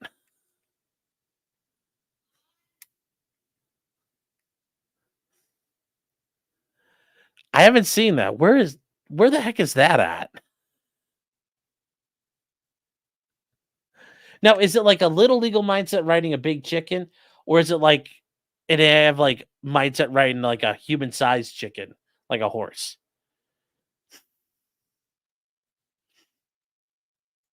Stand up and admit you're in your underwear. Oh no, I'm not gonna show you. You gotta pay for that. J-Bet says yes, they do have Alan allegedly confessing. Remember, they say that. They say that. We haven't heard that. They say that it's happened. But I haven't heard it. Have you heard it? That was also in the middle of him suffering a psychotic break. So who knows really what he said? Did he say, "Oh my god, I did it"? Or he said, I can't believe it's happened. I don't know what happened." So that's the issue. What is it? We'll find out more. But right now, I don't think it's been explicitly stated what he did.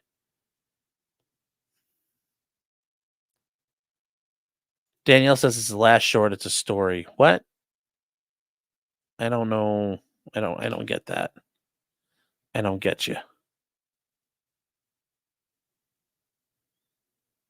Yeah, and that's the other thing too. I think in one of his confessions, he's alleged to have shot the girls, and they were never shot. So, yes, he killed her with a flamethrower. There was no flamethrower. Does that mean he did it? I mean, it's hard to know. Torgo says Song of the South is on the Internet Archive. Yes, and Disney will copy strike me. I'm not doing that, guys.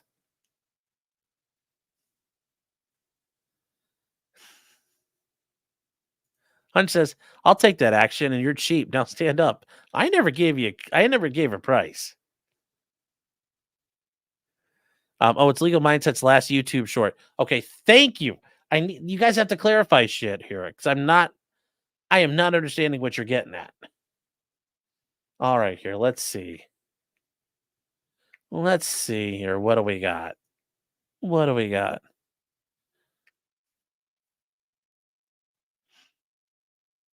Also, Hunch, good to see you, man. Hope you're doing all right.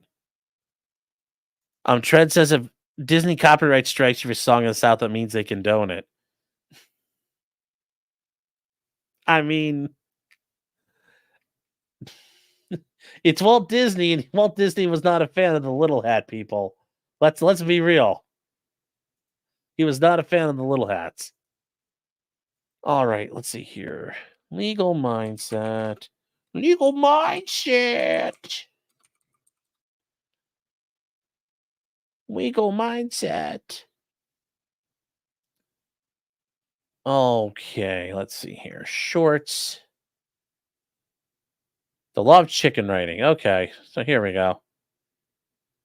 All right, that's a lot of. The law in Iowa says that on Sunday, it's illegal to ride a chicken. I'm just saying, it's not right what they do to those chickens. I've seen what they do to after you ride a chicken. I mean, it is just a whole cluster cluck after you ride that chicken. The law in Iowa. Oh, I thought there was actually going to be like somebody put a chicken writing in there, but I like that. Yeah. Legal mindset, more like legal chicken fucker. Yes, zippity doo dah, zippity yay. My, oh my, what a wonderful day.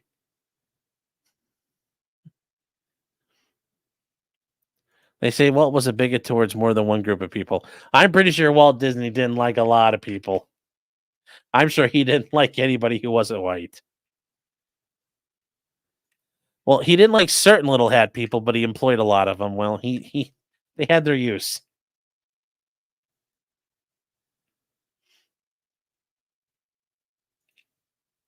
Trenton says, what was the point of that if we don't have a pick of legal mindset writing a chicken? Don't you use any AI art? I know. I thought that was going to happen. I thought that was going to happen too. I was waiting for something there, but oh well. Oh well.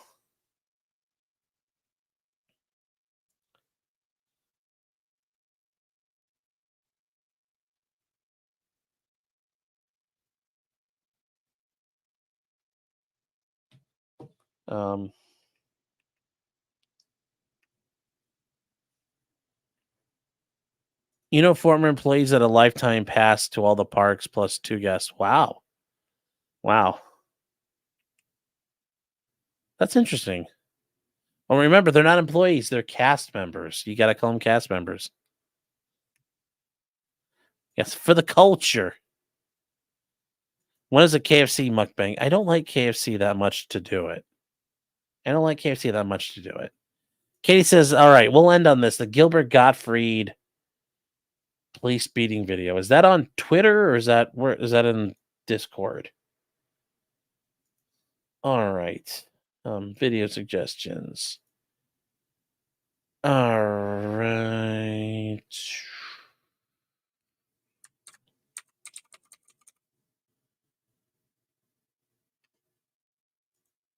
Like, I need to know where I'm looking here if you guys want me to go looking. Katie said, Jesus Christ to it. With Discord, which... Oh, the guy getting punched in the back of the car. That's what... You should have said that, because I didn't know what you meant by Gilbert Gottfried. Yeah, okay, this one. Jeez. Yeah, this one is... Oh...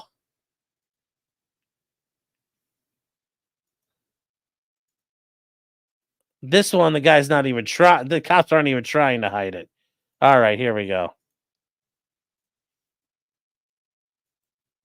All right, chat. Here we go. Check this out.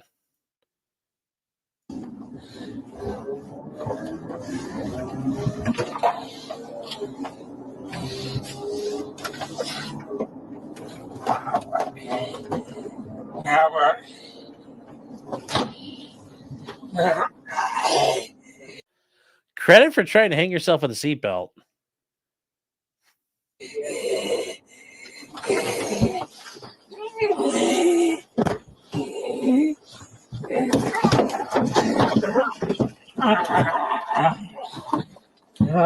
Fucking idiot. He's trying to choke himself.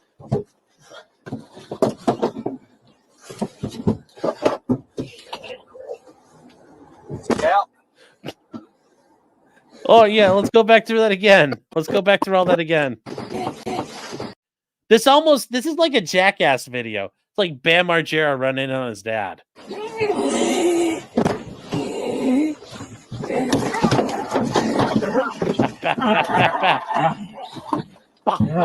Fucking idiot. He's trying to choke himself.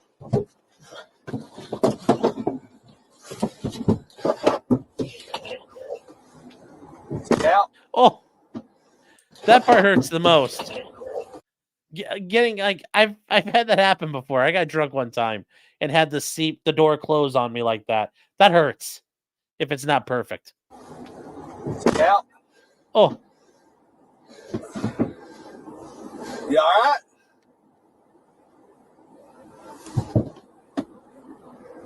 Billy, you all right? well, I mean that's one way to make sure he doesn't strangle himself. But goddamn.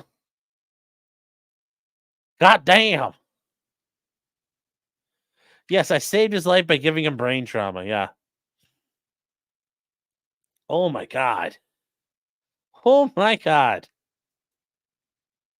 Yeah, I didn't see the door slamming before.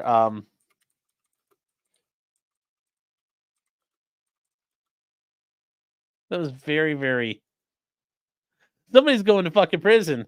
Holy shit. Best place we're stopped on Willett Road. Let's go, yeah.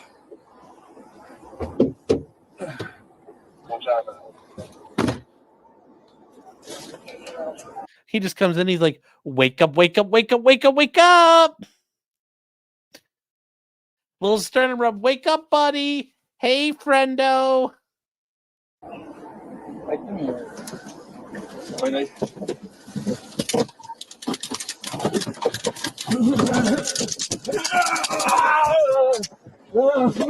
Oh, I didn't see that second part. They did a helmet. They did it again to him. Jesus. Now, the sternum rub thing, guys, brings people too because it hurts. But they smacked the door on him again. Jeez.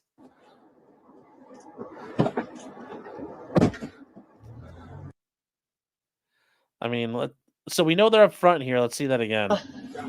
No.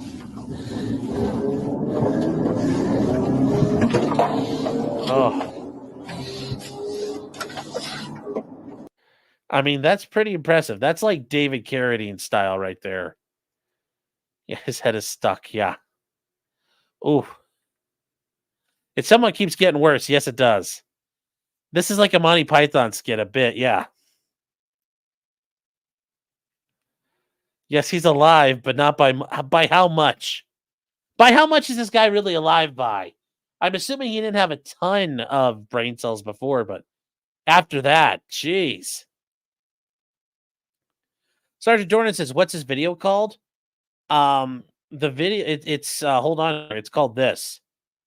It's on Breaking 911. It's on Twitter. Oh. So yeah. That's a shame. Says, "Oh God, I bruised my sternum and I've had about 8 concussions and I'm quite literally about to vom." Oh no, don't vom. Don't vom, girl. Yeah, you ain't faking with a sternum rub. Yes. That wasn't no David K style. He wasn't jacking it. Well, he was probably trying to. SB Siller says, "Why is he wearing a gown?" He likely got picked up from the hospital and was being transported to jail.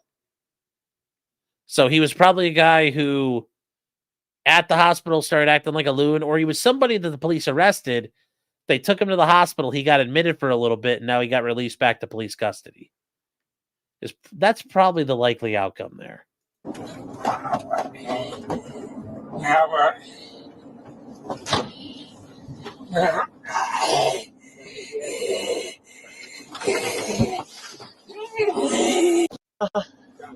No.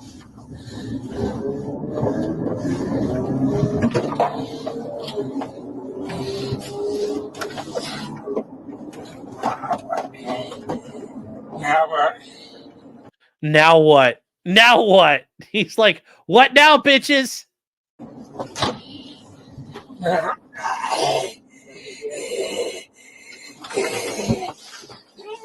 I have the feeling this is not the first time on their drive he did this. Because the way you can hear them speeding, I think they're trying to get him to the jail as quick as possible.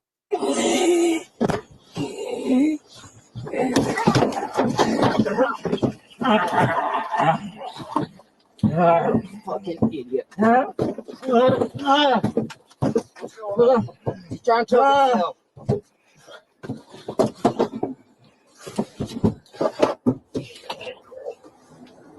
Yeah. Ooh. You all right?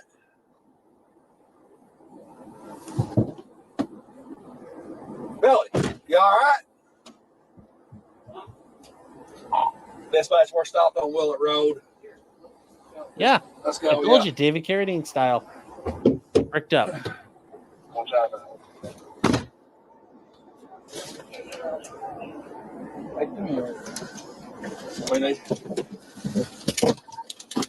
That's also interesting. You guys are wondering, why is he doing a sternum rub with that? Well, because you need to really make it aggressive, but also he doesn't want to touch this guy. He's probably all grody.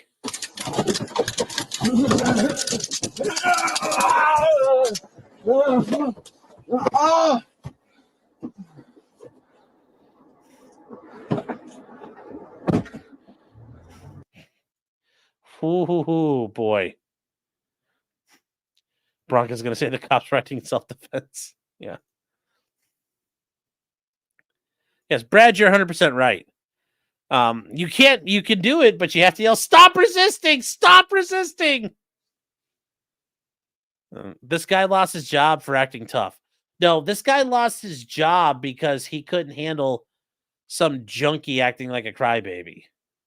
That's the thing. He got punked by that junkie. That's really how he lost his job. Yeah.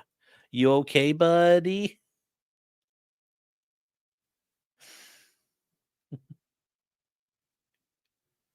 The cops knew this was being recorded, though. I don't think they did. I think he lost his shit and forgot about it.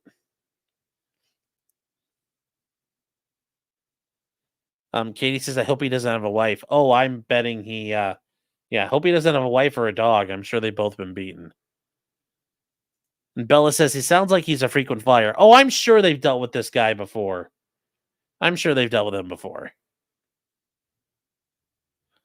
KLF says, Nassau County passed a law wearing a mask is now a misdemeanor. Yes, if you're wearing it in a criminal situation, yes. But you can still wear it for the coof.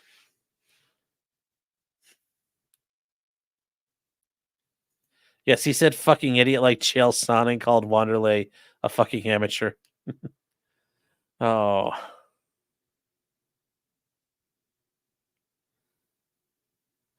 How does he treat his kids when they're in the backseat? Oh, I'm betting like that. His kids are fighting in the backseat. No, Dad, he won't let me have the Game Boy. He just stops the car, just like the whole time. You're like, no, Dad, no.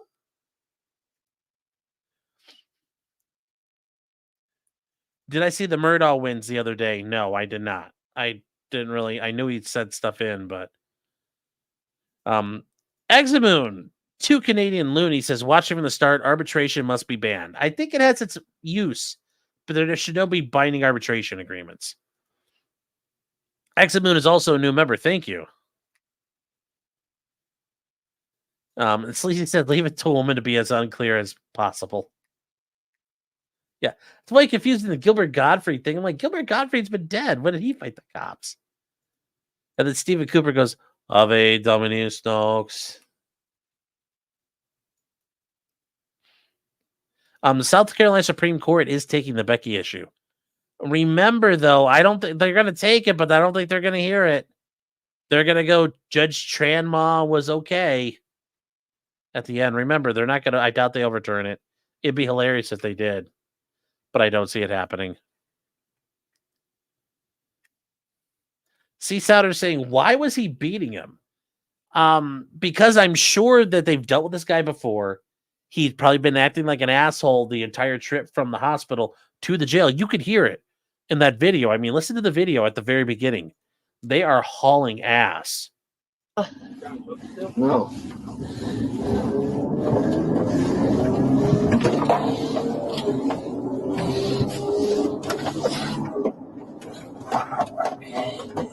So listen to them. They're hauling ass. They might be getting on a highway or something, but wherever they're going, they're fucking going.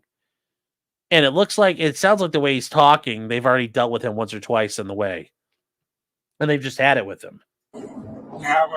So, and then he's saying, like, now what? I'm sure he's been acting like a spaz the whole time. And he gave the people's elbow.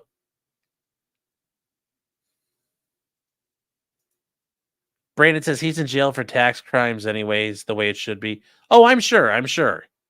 But I do want to see Becky get held responsible for what she did because she was a piece of shit. And I want to see all those hill jacks in South Carolina get lambasted for being incompetent fucks that they were. The way they did their case. I saw the brain water on the ground.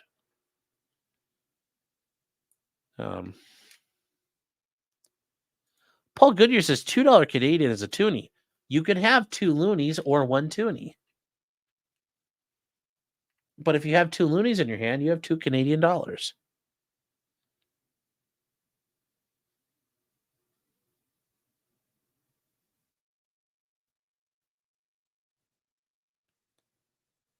Reverend Ceiling Cat says the people's elbow could be a communist WWE character's finishing move.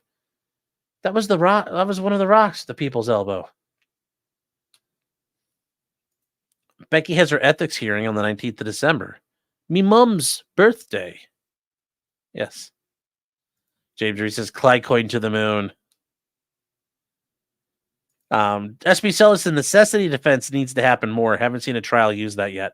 Because it's a very dangerous defense. Yes, I did it because I had to do it. I mean, the only the ways that would work is you see like a car's on fire and you are next and a closed business has like a fire extinguisher in the window. You smash the window to grab the fire extinguisher to put out the car that's on fire. Or you're in the middle of a winter storm and you break into a building so you don't freeze to death. Those are the kind of necessity defenses. Otherwise, generally, you're fucked.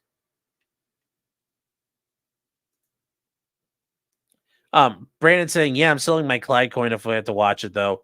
The murder trial was fucked. They had no reason to bolster it. Oh, I don't think I'll rewatch it. I don't plan. Oh, God, I don't know if I could do that myself. That was a horrible, horrible trial.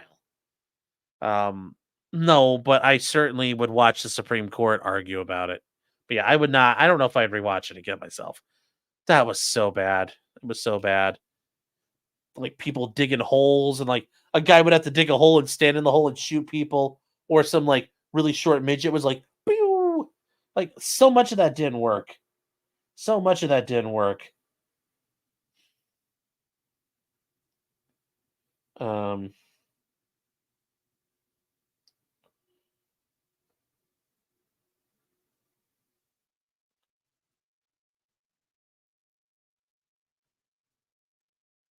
Yeah.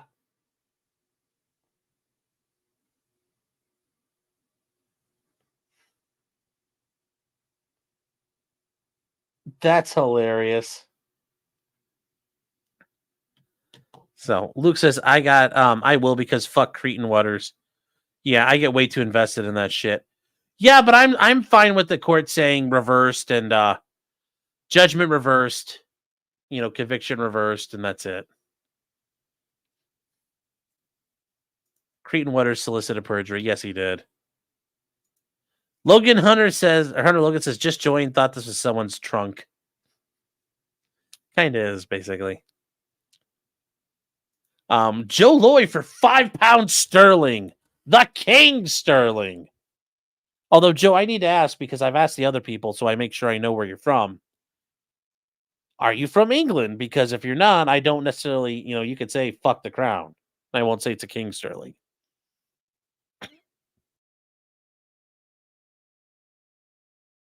But yes, saying investing in Clyde coin. Yup. LOL. I love that we're watching a still shot of the seatbelt choke. Yes.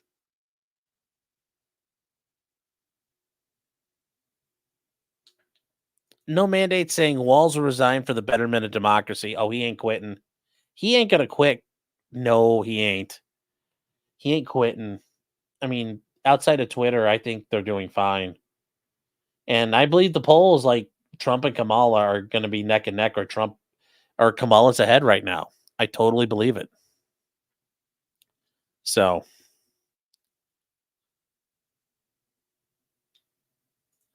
she says, I am from England and then fuck the monarchy as well. Well, I know, but if you're from Scotland, I would definitely not refer to the King Sterling, or if you're from Wales, I wouldn't refer to it as a King Sterling.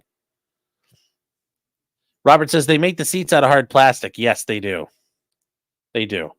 That's so people like him don't piss and shit all over it, or if he's got bed bugs or whatever, you can hose out the back of the car.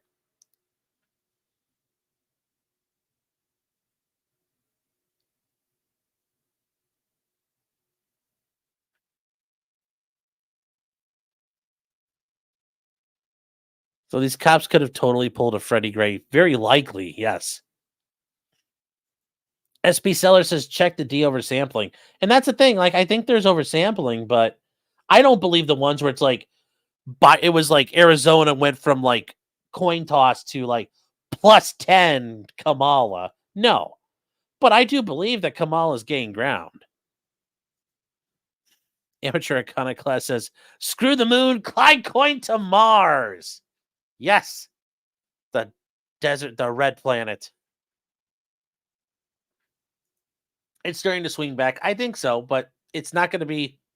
This is going to be a tough one, but I think Trump does win. Logan says, I went to a sentencing hearing today, and I learned that the federal government will take your house if you commit fraud against them. Yes, they will take everything they can. And you went to a federal sentencing hearing, man. Wow, good for you. I have a very big sentencing hearing tomorrow for a client, and we find out what happens to them.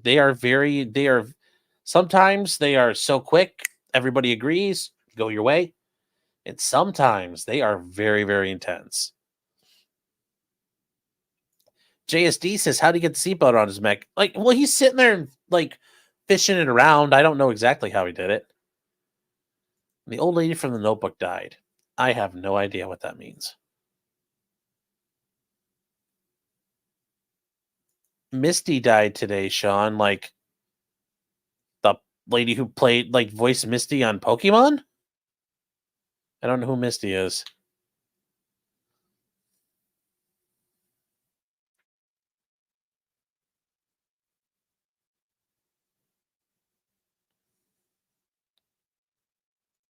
Yeah, I mean, really, it's going to be the same retards voting for Joe are going to vote for Kamala. Nothing changed. Yes, Pokemon. Yes, she died the other day. Oh, no. The Pokemon actress died. 56. Oh, no. The movie The Notebook, the lady at the end when she gets old and has Alzheimer's. Still don't know. Don't know. Never watched it. So. That was before today. Yes, the original voice actress for Cancer, 56 or 46. Ooh. That's no good.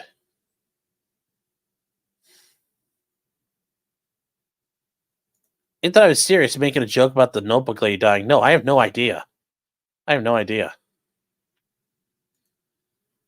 So wait, hold on here. The lady from playing Misty or voicing Misty had breast cancer. It'd be like, was it from the suspenders rubbing on her tits all the time? The character would probably have it. Sing the Pokemon song. No. No.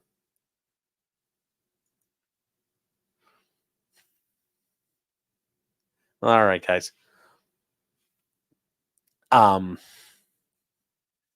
going to take a short little break here, and we will start up the members only stream. And 2.0 already told me it's my favorite movie. No need to lie. Yes. She was also the voice of Jesse from Team Rocket. Really? Wow. Sing the Barney song. How about a pass on that? All right, guys. So we are going to take a little bit right here. We are going to start back up in a minute with the members only stream. So, guys, if you are a member, thank you for being here. We're going to start up in a little bit. Do the members only stream. We get to hang out, have a lot of fun. Not necessarily anything serious. We might watch some body cams. We might watch whatever that YouTube allows us to watch. But we're going to have a fun time. It's not law related. And we'll be going from there. So, guys, remember until next time, just because you did it doesn't mean you're guilty. Unless you're like, you give somebody a bunch of milk and nuts at Disneyland and she says no, and then you kill her. Then I guess you are guilty. Just be careful about signing up for Disney Plus, chat. Apparently it goes forever.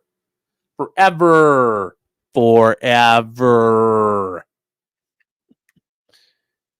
And then Amateur Iconoclast gifted 5 memberships. Thank you. So guys, we're all set. I will see you guys in about 15 minutes, all right? Take care, chat.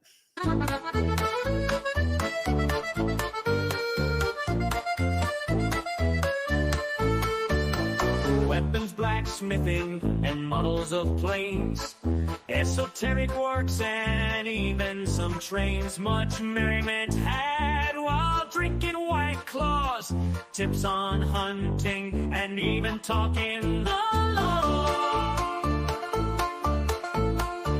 Whatever you do, just don't talk to cops, even when they nab you on illegal stops. Just 'cause you did it doesn't mean you're guilty, but please talk to a local attorney. Was that the fat guy that Kaden yelled at? Why, yes it was.